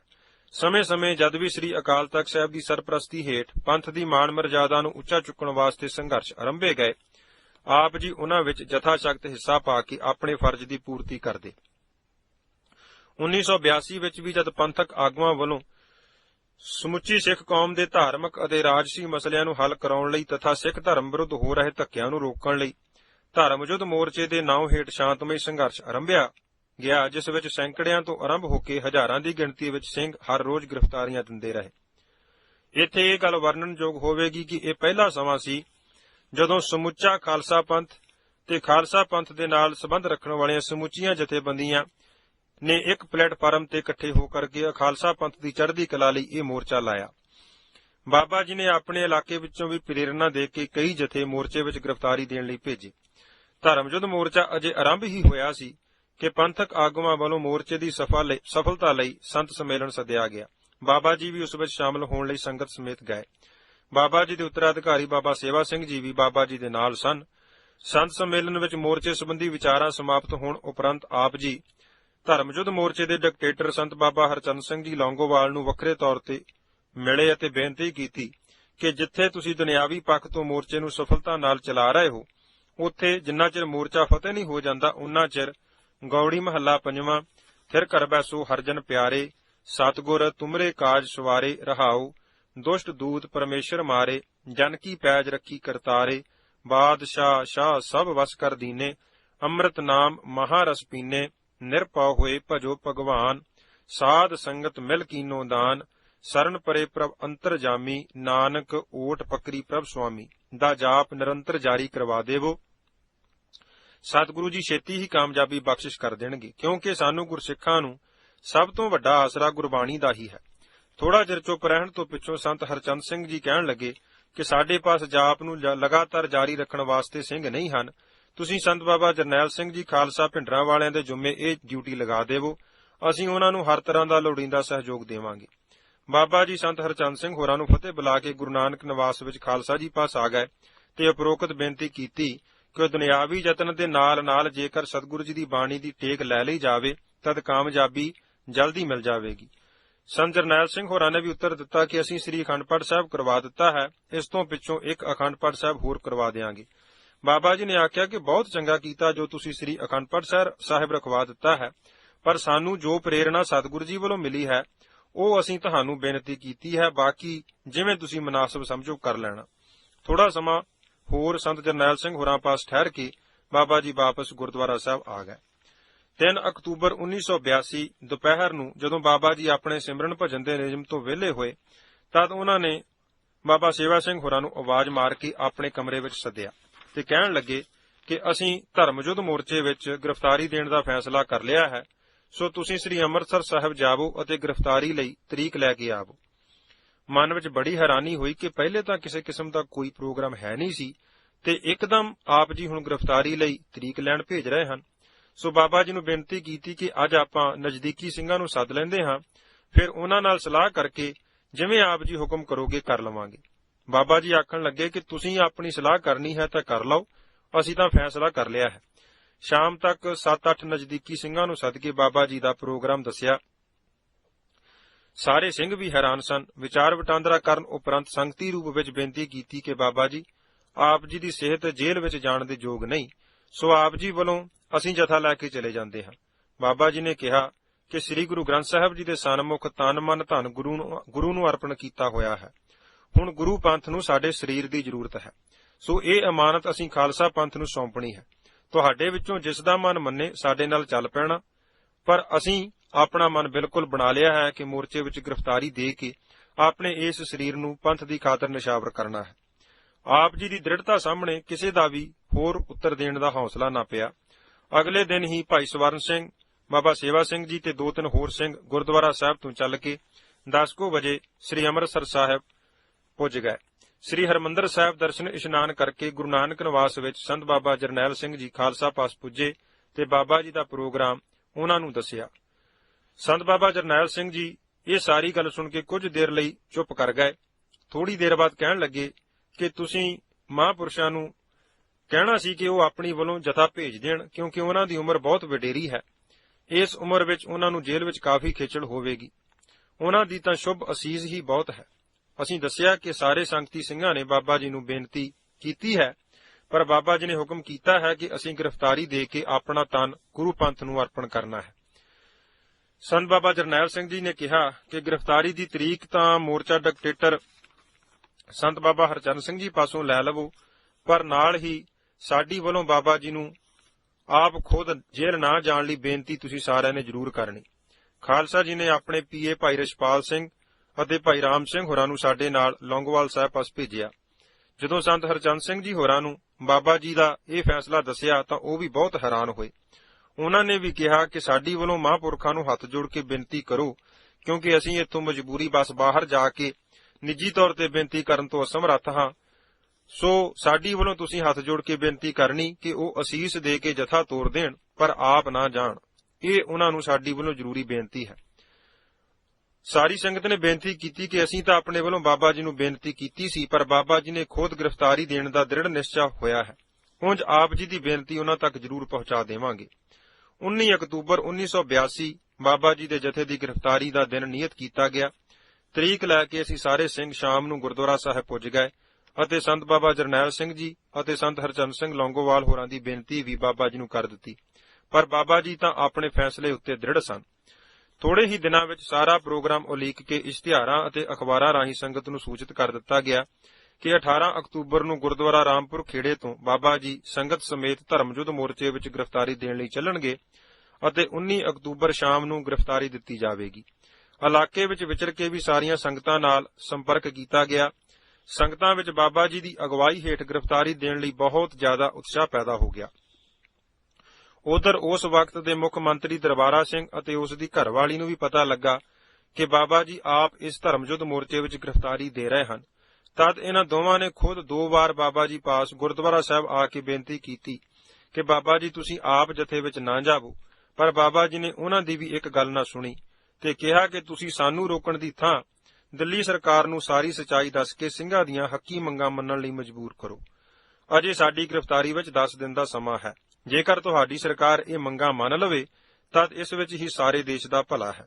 ਜੇਕਰ ਕੋਈ ਗੱਲ ਸਿਰੇ ਨਹੀਂ ਚੜ੍ਹਦੀ, ਅਸੀਂ ਤਾਂ ਆਪਣੇ ਫੈਸਲੇ ਤੇ ਪੂਰਨ ਤੌਰ ਤੇ ਦ੍ਰਿੜ ਹਾਂ। ਇੱਧਰ ਸਾ ਜਸਜੀਤ ਸਿੰਘ ਪਿੰਡ ਆਰਾਂ ਵਾਲੇ, ਜੋ ਕਿ ਅਕਾਲੀ ਦਲ ਹੁਸ਼ਿਆਰਪੁਰ ਦੇ ਜਨਰਲ ਸਕੱਤਰ ਸਨ, ਨੇ 18 ਅਕਤੂਬਰ ਨੂੰ ਜਥੇ ਸਮੇਤ ਗ੍ਰਿਫਤਾਰੀ ਦੇਣੀ ਸੀ। ਜਦੋਂ ਉਹਨਾਂ ਨਾਲ ਸੰਪਰਕ ਕੀਤਾ ਗਿਆ ਤਦ ਉਹਨਾਂ ਨੇ ਵੀ ਬਾਬਾ ਜੀ ਦੇ ਨਾਲ ਹੀ ਸਾਰੇ ਇਲਾਕੇ ਵੱਲੋਂ ਗ੍ਰਿਫਤਾਰੀ ਦੇਣ ਦਾ ਫੈਸਲਾ ਕਰ ਲਿਆ। ਮੋਰਚਾ ਡਿਕਟੇਟਰ ਸੰਤ ਹਰਚੰਦ ਸਿੰਘ ਹੋਰਾਂ ਨੂੰ ਇਸ ਬਾਰੇ ਸੂਚਿਤ ਕਰ ਦਿੱਤਾ ਗਿਆ। ਸਾ ਜਸਜੀਤ ਸਿੰਘ ਜੀ ਵੀ 18 ਅਕਤੂਬਰ ਦੀ ਥਾਂ 19 ਅਕਤੂਬਰ ਨੂੰ ਹੀ ਬਾਬਾ ਜੀ ਦੇ ਨਾਲ ਗ੍ਰਿਫਤਾਰੀ ਦੇਣਗੇ, ਸੋ ਇਹ ਤਰੀਕ ਕਿਸੇ ਹੋਰ ਨੂੰ ਦੇ ਦਿੱਤੀ ਜਾਵੇ। ਸੰਤ ਜੀ ਨੇ ਵੀ ਇਸ ਪ੍ਰੋਗਰਾਮ ਨਾਲ ਸਹਿਮਤੀ ਪ੍ਰਗਟਾਈ। 17 ਅਕਤੂਬਰ ਤੱਕ ਸਾਰੀਆਂ ਤਿਆਰੀਆਂ ਮੁਕੰਮਲ ਹੋ ਗਈਆਂ। ਬਾਬਾ ਜੀ ਪਾਸ ਜਿੰਨੀ ਵੀ ਮਾਇਆ ਸੀ ਉਹ ਬੈਂਕ ਵਿੱਚੋਂ ਕਢਵਾ ਲਈ, ਜੋ ਕਿ ਕਰੀਬਨ 25,000 ਰੁਪਏ ਦੇ ਨੇੜੇ ਤੇੜੇ ਸੀ। ਬਾਬਾ ਜੀ ਦਾ ਵਿਚਾਰ ਸੀ ਕਿ ਜਿੱਥੇ ਤਨ ਗੁਰੂ ਪੰਥ ਨੂੰ ਸੌਂਪਣਾ ਹੈ ਉੱਥੇ ਇਹ ਧਨ ਵੀ ਪਿੱਛੇ ਨਾ ਰਹਿ ਜਾਵੇ। ਸ਼ਾਮ ਨੂੰ ਹੀ ਸੰਗਤਾਂ ਗੁਰਦੁਆਰਾ ਸਾਹਿਬ ਪਹੁੰਚਣੀਆਂ ਸ਼ੁਰੂ ਹੋ ਗਈਆਂ।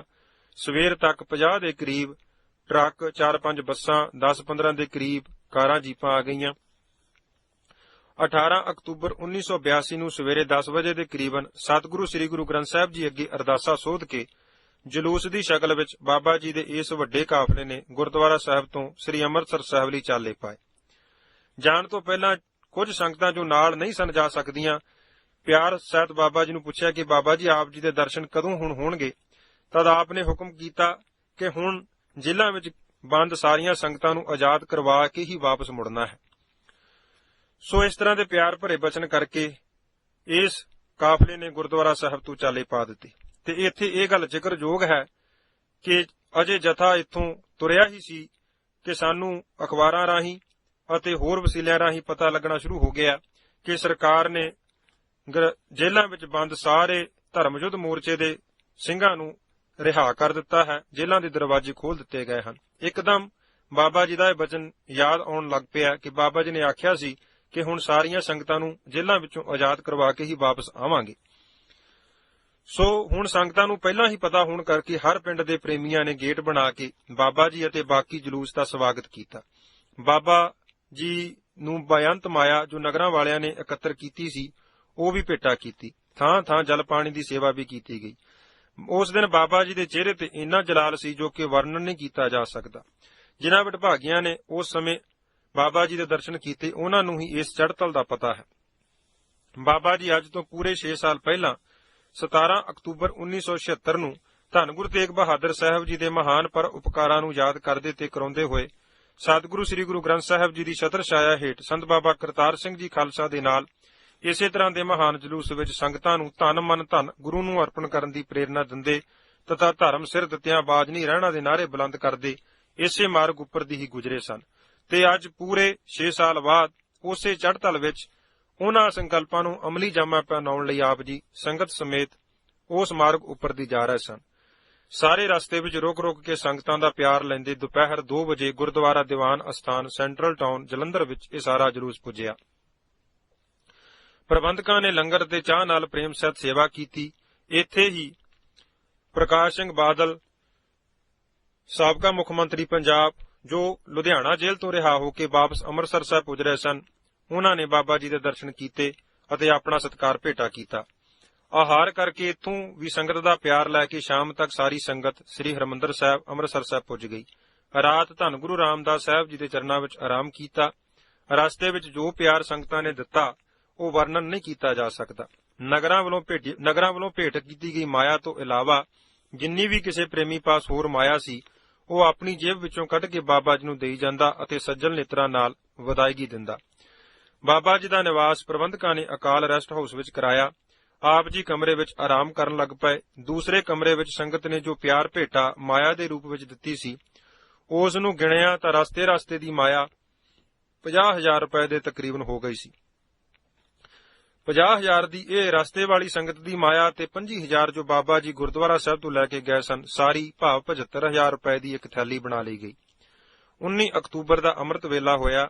ਨਿਤਨੇਮ ਅਤੇ ਸਿਮਰਨ ਉਪਰੰਤ ਸਾਰੀ ਸੰਗਤ ਨੇ ਗੁਰੂ ਚਰਨਾਂ ਵਿੱਚ ਹਾਜ਼ਰੀ ਭਰੀ ਅਤੇ ਦਰਸ਼ਨ ਇਸ਼ਨਾਨ ਕੀਤੇ। ਬਾਬਾ ਜੀ ਨੇ ਵੀ ਸ੍ਰੀ ਹਰਿਮੰਦਰ ਸਾਹਿਬ ਅਤੇ ਸ੍ਰੀ ਅਕਾਲ ਤਖਤ ਸਾਹਿਬ ਨਮਸਕਾਰ ਕੀਤੀ ਅਤੇ ਵਾਪਸ ਜਲ ਪਾਣੀ ਛਕ ਕੇ ਤੇਜਾ ਸਿੰਘ ਸਮੁੰਦਰੀ ਹਾਲ ਦੇ ਇੱਕ ਕਮਰੇ ਵਿੱਚ ਬੈਠ ਗਏ। ਬਾਬਾ ਜੀ ਨੂੰ ਗੋਡਿਆਂ ਦੀ ਦਰਦ ਹੋਣ ਕਾਰਨ ਆਪ ਪੌੜੀਆਂ ਨਹੀਂ ਸਨ ਚੜ੍ਹ ਸਕਦੇ, ਸੋ ਜਿਸ ਕਰਕੇ ਸੰਤ ਹਰਚਰਨ ਸਿੰਘ ਲੌਂਗੋਵਾਲ ਪਤਾ ਲੱਗਦੇ ਸਾਰ ਹੀ ਬੜੇ ਪਿਆਰ ਨਾਲ ਹੇਠਾਂ ਉਸੇ ਕਮਰੇ ਵਿੱਚ ਆ ਮਿਲੇ ਅਤੇ ਬੇਨਤੀ ਕੀਤੀ ਕਿ ਬਾਬਾ ਜੀ ਆਪ ਜੀ ਦੀ ਆਜੂ ਜੇਲ੍ਹ ਜਾਣ ਦੇ ਯੋਗ ਨਹੀਂ, ਤੁਰਨ ਵਿੱਚ ਵੀ ਬਹੁਤ ਕਠਿਨਾਈ ਹੈ, ਸੋ ਆਪ ਜੀ ਕਿਰਪਾ ਕਰੋ ਜਥੇ ਨੂੰ ਵਿਦਾਇਗੀ ਦੇ ਦੇਵੋ, ਪਰ ਆਪ ਖੁਦ ਨਾ ਜਾਵੋ। ਪਰ ਆਪ ਜੀ ਨੇ ਉਹਨਾਂ ਦਾ ਬਚਨ ਸੁਣ ਕੇ ਬੜੀ ਨਿਮਰਤਾ ਸਹਿਤ ਕਿਹਾ ਕਿ ਅਸੀਂ ਗੁਰੂ ਪ੍ਰੇਰਣਾ ਅਨੁਸਾਰ ਗ੍ਰਿਫਤਾਰੀ ਦੇਣ ਦਾ ਮਨ ਬਣਾ ਚੁੱਕੇ ਹਾਂ ਤੇ ਗੁਰੂ ਚਰਨਾਂ ਵਿੱਚ ਅਰਦਾਸ ਕਰ ਦਿੱਤੀ ਹੈ, ਸੋ ਹੁਣ ਤੁਸੀਂ ਸਾਨੂੰ ਰੋਕਣ ਦੀ ਜਗ੍ਹਾ ਇਸ ਪ੍ਰੋਗਰਾਮ ਦੀ ਸਫਲਤਾ ਲਈ ਸਤਿਗੁਰਾਂ ਅੱਗੇ ਅਰਦਾਸ ਬੇਨਤੀ ਹੀ ਕਰੋ। ਇੱਥੋਂ ਵਿਦਾ ਲੈ ਕੇ ਬਾਬਾ ਜੀ ਸੰਗਤ ਸਮੇਤ ਗੁਰੂ ਨਾਨਕ ਨਿਵਾਸ ਵਿੱਚ ਗਏ। ਸੰਤ ਜਰਨੈਲ ਸਿੰਘ ਜੀ ਵੀ ਪਤਾ ਲੱਗਦੇ ਸਾਰ ਹੇਠਾਂ ਆ ਗਏ। ਬੜੇ ਪਿਆਰ ਵਿੱਚ ਫਤਿਹ ਬੁਲਾਉਣ ਉਪਰੰਤ ਗਲਾ ਭਰ ਕੇ ਕਹਿਣ ਲੱਗੇ ਕਿ ਬਾਬਾ ਜੀ, ਇਹ ਸ਼ੋਭਦਾ ਨਹੀਂ ਕਿ ਪੁੱਤਰ ਬਾਹਰ ਬੈਠਾ ਹੋਵੇ ਤੇ ਬਾਪੂ ਜੇਲ੍ਹ ਵਿੱਚ ਚਲਾ ਜਾਵੇ। ਬਾਬਾ ਜੀ ਨੇ ਸੰਤ ਜਰਨੈਲ ਸਿੰਘ ਹੋਰਾਂ ਨੂੰ ਕਲਾਵੇ ਵਿੱਚ ਲੈ ਕੇ ਕਿਹਾ ਕਿ ਤੁਹਾਡੇ ਜਿੰਮੇ ਅਜੇ ਹੋਰ ਸੇਵਾ ਲੱਗੀ ਹੋਈ ਹੈ, ਤੁਸੀਂ ਉਹ ਪੂਰੀ ਕਰੋ। ਇਸ ਪ੍ਰਕਾਰ ਦੇ ਬਚਨ ਕਰਕੇ ਥੋੜਾ ਸਮਾਂ ਆਪ ਜੀ ਅਕਾਲ ਰੈਸਟ ਹਾਊਸ ਦੇ ਕਮਰੇ ਵਿੱਚ ਆਰਾਮ ਕਰਨ ਲਈ ਆ ਗਏ। ਇਹ ਸਮੁੱਚੇ ਬਚਨ ਬਾਬਾ ਜੀ ਦੀ ਵਿਦਾਇਗੀ ਵੇਲੇ ਸ੍ਰੀ ਮੰਜੀ ਸਾਹਿਬ ਵਿਖੇ ਸਜੇ ਦੀਵਾਨ ਵਿੱਚ ਸੰਤ ਬਾਬਾ ਜਰਨੈਲ ਸਿੰਘ ਜੀ ਦੇ ਮੁਖਾਰਬਿੰਦ ਤੋਂ ਜੋ ਬਾਬਾ ਜੀ ਨੂੰ ਵਿਦਾਇਗੀ ਵੇਲੇ ਦੀ ਤਕਰੀਰ ਹੈ, ਉਸ ਵਿੱਚ ਬੜੇ ਪਿਆਰ ਦੇ ਬਚਨ ਸਰਵਣ ਕੀਤੇ ਜਾ ਸਕਦੇ ਹਨ।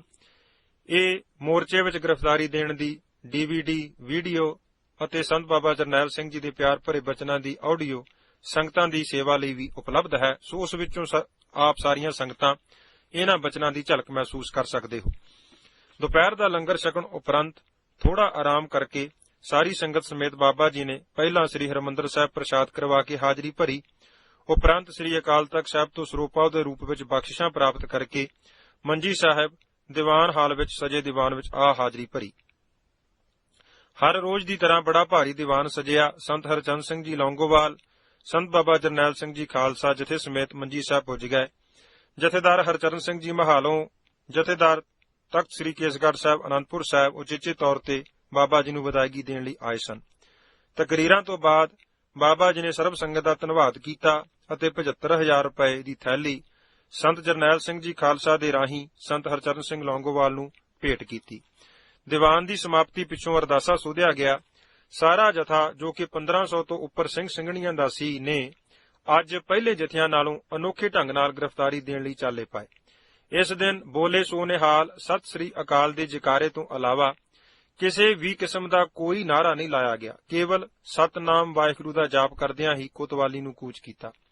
ਬੇਅੰਤ ਸੰਗਤਾਂ ਸੜਕ ਦੇ ਦੁਵੱਲੇ ਅਤੇ ਸੜਕ ਨਾਲ ਲੱਗਦੇ ਮਕਾਨਾਂ ਉੱਪਰ ਖੜੋ ਕੇ ਮਹਾਂਪੁਰਖਾਂ ਦੀ ਅਗਵਾਈ ਵਿੱਚ ਜਾ ਰਹੇ ਇਸ ਅਨੋਖੇ ਜਥੇ ਦੇ ਦਰਸ਼ਨ ਕਰ ਰਹੀਆਂ ਸਨ। ਹਰ ਪ੍ਰਾਣੀ ਇਹ ਜਾਣਨ ਲਈ ਉਤਸੁਕ ਸੀ ਕਿ ਐਡੇ ਵੱਡੇ ਜਥੇ ਦੀ, ਜਿਸ ਵਿੱਚ ਕੋਈ ਵੀ ਨਾਅਰਾ ਨਹੀਂ ਲੱਗ ਰਿਹਾ, ਕੇਵਲ ਸਤਨਾਮ ਵਾਹਿਗੁਰੂ ਦੀਆਂ ਧੁਨੀਆਂ ਹੀ ਗੂੰਜ ਰਹੀਆਂ ਹਨ, ਕਿਹੜਾ ਮਹਾਂਪੁਰਸ਼ ਅਗਵਾਈ ਕਰ ਰਿਹਾ ਹੈ। ਬਹੁਤ ਸਾਰੇ ਪ੍ਰੇਮੀ ਜੋ ਕਿ ਕੇਵਲ ਸ੍ਰੀ ਅੰਮ੍ਰਿਤਸਰ ਸਾਹਿਬ ਤੱਕ ਇਸ ਜਥੇ ਨੂੰ ਵਿਦਾਇਗੀ ਦੇਣ ਲਈ ਹੀ ਆਏ ਸਨ, ਉਹ ਵੀ ਗ੍ਰਿਫਤਾਰੀ ਦੇਣ ਲਈ ਨਾਲ ਹੀ ਤਿਆਰ ਹੋ ਗਏ। ਵਾਪਸ ਘਰਾਂ ਨੂੰ ਪਰਤਣ ਦਾ ਖਿਆਲ ਹੀ ਭੁੱਲ ਗਿਆ। ਅਗਾਂਹ ਕੁਤਰਾਗ ਪਿੱਛਾ ਫੇਰਨਾ ਮੋਢੜਾ ਵਾਲੀ ਗੱਲ ਹੀ ਬਣੀ ਕਿ ਜੇ ਬਾਬਾ ਜੀ ਐਡੀ ਵਡੇਰੀ ਉਮਰ ਵਿੱਚ ਗ੍ਰਿਫਤਾਰੀ ਦੇਣ ਜਾ ਸਕਦੇ ਹਨ, ਤਦ ਅਸੀਂ ਜੋ ਸਰੀਰ ਕਰਕੇ ਕਾਫੀ ਤਕੜੇ ਹਾਂ, ਕਿਸ ਮੂੰਹ ਨਾਲ ਵਾਪਸ ਜਾਈਏ। ਸ਼ਾਮ ਪੈਣ ਵਾਲੀ ਸੀ। ਸਾਰਾ ਜਥਾ ਕੋਤਵਾਲੀ ਪੁੱਜ ਗਿਆ। ਕਰਮਚਾਰੀਆਂ ਨੇ ਸਿੰਘਾਂ ਦੇ ਗ੍ਰਿਫਤਾਰੀ ਵਾਰੰਟ ਬਣਾਉਣੇ ਆਰੰਭ ਕਰ ਦਿੱਤੇ। ਰਾਤ 9 ਵਜੇ ਦੇ ਕਰੀਬਨ ਸੰਗਤ ਨੇ ਕੋਤਵਾਲੀ ਅੰਦਰ ਹੀ ਗੁਰੂ ਰਾਮਦਾਸ ਸਾਹਿਬ ਜੀ ਦੇ ਲੰਗਰ ਵਿੱਚੋਂ ਆਇਆ ਪ੍ਰਸ਼ਾਦਾ ਛਕਿਆ। ਜਥੇ ਨੂੰ ਵਿਦਾ ਕਰਨ ਆਈ ਸੰਗਤ ਵੀ ਅਜੇ ਕੋਤਵਾਲੀ ਹੀ ਸੀ। ਬਾਬਾ ਜੀ 4-5 ਸਿੰਘਾਂ ਨਾਲ ਇੱਕ ਛੋਟੇ ਕਮਰੇ ਵਿੱਚ ਬੈਠੇ ਸਨ। ਆਪ ਜੀ ਨੇ ਰਹਿਰਾ ਸਾਹਿਬ ਦਾ ਪਾਠ ਕਰਨ ਉਪਰੰਤ ਜਲ ਪਾਣੀ ਛਕਿਆ। 10 ਵਜੇ ਤੱਕ ਸਾਰੀ ਸਰਕਾਰੀ ਕਾਰਵਾਈ ਪੂਰੀ ਹੋ ਗਈ। ਬਾਬਾ ਜੀ ਨੂੰ ਮੁਖੀ ਸਿੰਘਾਂ ਨੇ ਦੱਸਿਆ ਜੀ ਕਿ ਸਾਰੀ ਤਿਆਰੀ ਹੋ ਗਈ ਹੈ, ਸੰਗਤ ਨੂੰ ਬਠਿੰਡਾ ਜੇਲ੍ਹ ਵਿੱਚ ਲਿਜਾਇਆ ਜਾਵੇਗਾ। ਆਪ ਜੀ ਨੇ ਕਿਹਾ ਕਿ ਜਿੱਥੇ ਇਹਨਾਂ ਦੀ ਮਰਜ਼ੀ ਹੈ ਲੈ ਚੱਲਣ। ਤੁਸੀਂ ਸਾਰੀ ਸੰਗਤ ਨੂੰ ਸਾਡੀ ਵੱਲੋਂ ਬੇਨਤੀ ਕਰ ਦੇਵੋ ਕਿ ਉਹ ਬੱਸਾਂ ਵਿੱਚ ਬੈਠ ਜਾਣ ਅਤੇ ਸਾਰੇ ਰਸਤੇ ਵਿੱਚ ਬੇਨਤੀ ਚੌਪਈ ਸਾਹਿਬ ਦੇ ਪਾਠ ਜਾਂ ਸਤਨਾਮ ਵਾਹਿਗੁਰੂ ਦਾ ਜਾਪ ਹੀ ਕਰਨਾ ਹੈ, ਕਿਸੇ ਕਿਸਮ ਦੀਆਂ ਫਾਲਤੂ ਗੱਲਾਂ ਨਹੀਂ ਕਰਨੀਆਂ। ਸਾਰੀ ਸੰਗਤ ਤੱਕ ਬਾਬਾ ਜੀ ਦਾ ਇਹ ਸੁਨੇਹਾ ਪਹੁੰਚਾ ਦਿੱਤਾ ਗਿਆ। ਸੰਗਤ ਜਾਪ ਕਰਦੀ ਹੋਈ ਬੱਸਾਂ ਵਿੱਚ ਬੈਠ ਗਈ। ਬਾਬਾ ਜੀ ਅਤੇ ਹੁਣ ਬਾਬਾ ਜੀ ਦੇ ਉੱਤਰਾਧਿਕਾਰੀ ਜੋ ਬਾਬਾ ਸੇਵਾ ਸਿੰਘ ਜੀ ਇੱਕ ਬੱਸ ਵਿੱਚ ਡਰਾਈਵਰ ਦੀ ਸੀਟ ਦੇ ਪਿਛਲੇ ਪਾਸੇ 3 ਸਵਾਰੀਆਂ ਵਾਲੀ ਸੀਟ ਉੱਤੇ ਬੈਠ ਗਏ। ਗਰਮੀ ਹੋਣ ਕਾਰਨ ਬਾਬਾ ਸੇਵਾ ਸਿੰਘ ਜੀ ਬਾਬਾ ਜੀ ਨੂੰ ਪੱਖੀ ਝੱਲਣ ਦੀ ਸੇਵਾ ਕਰਨ ਲੱਗ ਪਏ। ਇੰਨੇ ਚਿਰ ਨੂੰ ਜਸਜੀਤ ਸਿੰਘ ਹੋਰੀ ਸਾਬ ਬਗੀਚਾ ਸਿੰਘ ਜੀ ਦੇ ਨਾਲ ਆਏ ਤੇ ਆਖਣ ਲੱਗੇ ਕਿ ਬਾਬਾ ਜੀ ਆਪ ਜੀ ਬੱਸ ਬਦਲ ਲਵੋ, ਕਿਉਂਕਿ ਇਸ ਬੱਸ ਦੇ ਡਰਾਈਵਰ ਨੇ ਸਾਡੇ ਸਾਹਮਣੇ ਕਾਫੀ ਸਾਰੀ ਅਫੀਮ ਖਾਧੀ ਹੈ ਤੇ ਹੁਣ ਨਸ਼ਾ ਵਧਾਉਣ ਲਈ ਤੰਬਾਕੂ ਆਦਿਕ ਮਲ ਰਿਹਾ ਹੈ, ਕਿਤੇ ਇਹ ਐਕਸੀਡੈਂਟ ਹੀ ਨਾ ਕਰ ਦੇਵੇ। ਬਾਬਾ ਜੀ ਨੇ ਉੱਤਰ ਦਿੱਤਾ ਕਿ ਫਿਕਰ ਨਾ ਕਰੋ, ਸ਼ਾਇਦ ਇਸੇ ਤਰ੍ਹਾਂ ਹੀ ਇਸ ਦਾ ਭਲਾ ਹੋਣਾ ਹੋਵੇ। ਦੂਸਰਾ, ਹੁਣ ਦੇਰੀ ਨਾ ਕਰੋ, ਜਲਦੀ ਚਾਲੇ ਪਾ ਦੇਵੋ ਤਾਂ ਜੋ ਸਵੇਰ ਦੇ ਨਿਤਨੇਮ ਦੇ ਵਕਤ ਕਿਸੇ ਟਿਕਾਣੇ ਪੁੱਜ ਜਾਈਏ। ਜਕਾਰਿਆਂ ਦੀ ਗੂੰਜ ਵਿੱਚ 30-31 ਬੱਸਾਂ ਵਿੱਚ ਸੰਗਤ ਨੇ ਚਾਲੇ ਪਾ ਦਿੱਤੇ। ਸ੍ਰੀ ਅੰਮ੍ਰਿਤਸਰ ਸਾਹਿਬ ਤੋਂ ਤਰਨਤਾਰਨ ਸਾਹਿਬ, ਹਰੀਕੇ ਪੱਤਣ, ਮੋਗਾ ਵਿੱਚ ਦੀ ਬੱਸਾਂ ਅਜੇ ਭਾਈ ਭਗਤਾ ਕਸਬੇ ਤੋਂ ਪਿੱਛੇ ਹੀ ਪੁੱਜੀਆਂ ਸਨ ਕਿ ਸੜਕ ਵਿਚਕਾਰ ਡਰਮ ਅਤੇ ਲੱਕੜਾਂ ਸੁੱਟ ਕੇ ਸੜਕ ਬੰਦ ਕੀਤੀ ਹੋਈ ਸੀ। ਬੱਸਾਂ ਰੁਕ ਗਈਆਂ। ਬੱਸਾਂ ਦੀ ਲਾਈਟ ਵਿੱਚ ਜਿੱਥੇ ਤੱਕ ਨਿਗਾਹ ਜਾਂਦੀ ਸੀ ਪੁਲਿਸ ਅਤੇ CRPF ਹੀ ਦਿਸ ਰਹੀ ਸੀ। ਬਾਬਾ ਜੀ ਨੇ ਬੱਸਾਂ ਰੁਕਣ ਦਾ ਕਾਰਨ ਪੁੱਛਿਆ ਤਾਂ ਆਪ ਜੀ ਨੂੰ ਦੱਸਿਆ ਗਿਆ ਕਿ ਅਜੇ ਤੱਕ ਕਿਸੇ ਕਾਰਨ ਦਾ ਪਤਾ ਨਹੀਂ ਲੱਗਾ, ਪਰ ਜਿੱਥੋਂ ਤੱਕ ਨਿਗਾਹ ਜਾਂਦੀ ਹੈ ਪੁਲਿਸ ਹੀ ਪੁਲਿਸ ਹੈ। ਆਪ ਜੀ ਨੇ ਹੁਕਮ ਕੀਤਾ ਕਿ ਇਹਨਾਂ ਨੂੰ ਪੁੱਛੋ ਕਿ ਕੀ ਚਾਹੁੰਦੇ ਹਨ। ਇੰਨੇ ਚਿਰ ਨੂੰ 1-2 ਮੁਖੀ ਸਿੰਘਾਂ ਨਾਲ ਪੁਲਿਸ ਦੇ ਉੱਚ ਅਧਿਕਾਰੀ ਬਾਬਾ ਜੀ ਪਾਸ ਬੱਸ ਵਿੱਚ ਆ ਗਏ ਤੇ ਕਹਿਣ ਲੱਗੇ ਕਿ ਸਾਡੇ ਪਾਸ ਜੇਲ੍ਹ ਵਿੱਚ ਜਗ੍ਹਾ ਨਹੀਂ ਹੈ, ਇਸ ਕਰਕੇ ਅਸੀਂ ਤੁਹਾਨੂੰ ਜੇਲ੍ਹ ਵਿੱਚ ਨਹੀਂ ਲਿਜਾ ਸਕਦੇ। ਜੇਕਰ ਤੁਸੀਂ ਵਾਪਸ ਜਾਣਾ ਚਾਹੁੰਦੇ ਹੋ ਤਾਂ ਇਹੀ ਬੱਸਾਂ ਜਿੱਥੇ ਆਖੋ ਉੱਥੇ ਛੱਡ ਆਉਣਗੀਆਂ, ਪਰ ਇਹ ਜੇ ਵਾਪਸ ਨਹੀਂ ਜਾਣਾ ਤਦ ਸਾਰੀਆਂ ਬੱਸਾਂ ਖਾਲੀ ਕਰ ਦੇਵੋ। ਬਾਬਾ ਜੀ ਨੇ ਸਾਰੀ ਗੱਲ ਸੁਣ ਕੇ ਉੱਤਰ ਦਿੱਤਾ ਕਿ ਭਾਈ, ਅਸੀਂ ਸਰਬ ਸੰਗਤ ਦੀ ਹਾਜ਼ਰੀ ਵਿੱਚ ਸਤਿਗੁਰੂ ਜੀ ਅੱਗੇ ਜੇਲ੍ਹ ਜਾਣ ਦੀ ਅਰਦਾਸ ਕੀਤੀ ਹੋਈ ਹੈ, ਸੋ ਅਸੀਂ ਉਨਾ ਚਿਰ ਬੱਸਾਂ ਖਾਲੀ ਨਹੀਂ ਕਰਾਂਗੇ ਜਿੰਨਾ ਚਿਰ ਤੁਸੀਂ ਸਾਨੂੰ ਜੇਲ੍ਹ ਵਿੱਚ ਨਹੀਂ ਲੈ ਜਾਂਦੇ। ਸਾਡਾ ਇਹ ਪੱਕਾ ਫੈਸਲਾ ਹੈ। ਉਹ ਅਧਿਕਾਰੀ ਵਾਪਸ ਚਲੇ ਗਏ।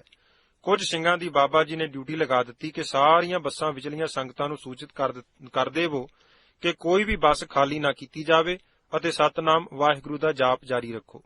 ਕੁਝ ਸਿੰਘਾਂ ਨੇ ਬੱਸਾਂ ਉੱਪਰ ਚੜ੍ਹ ਕੇ ਉੱਚੀ-ਉੱਚੀ ਜਕਾਰੇ ਛੱਡਣੇ ਆਰੰਭ ਕਰ ਦਿੱਤੇ। ਇਸ ਵੇਲੇ ਤੱਕ ਤੜਕੇ 4 ਵਜੇ ਦਾ ਸਮਾਂ ਹੋ ਚੁੱਕਾ ਸੀ। ਸਾਰੀ ਸੰਗਤ ਨੇ ਇਹ ਦ੍ਰਿੜ ਫੈਸਲਾ ਕਰ ਲਿਆ ਕਿ ਜੇਕਰ ਪੁਲਿਸ ਨੇ ਜਬਰੀ ਬੱਸਾਂ ਖਾਲੀ ਕਰਾਉਣ ਦਾ ਯਤਨ ਕੀਤਾ ਤਦ ਵੀ ਬੱਸਾਂ ਖਾਲੀ ਨਹੀਂ ਕੀਤੀਆਂ ਜਾਣਗੀਆਂ।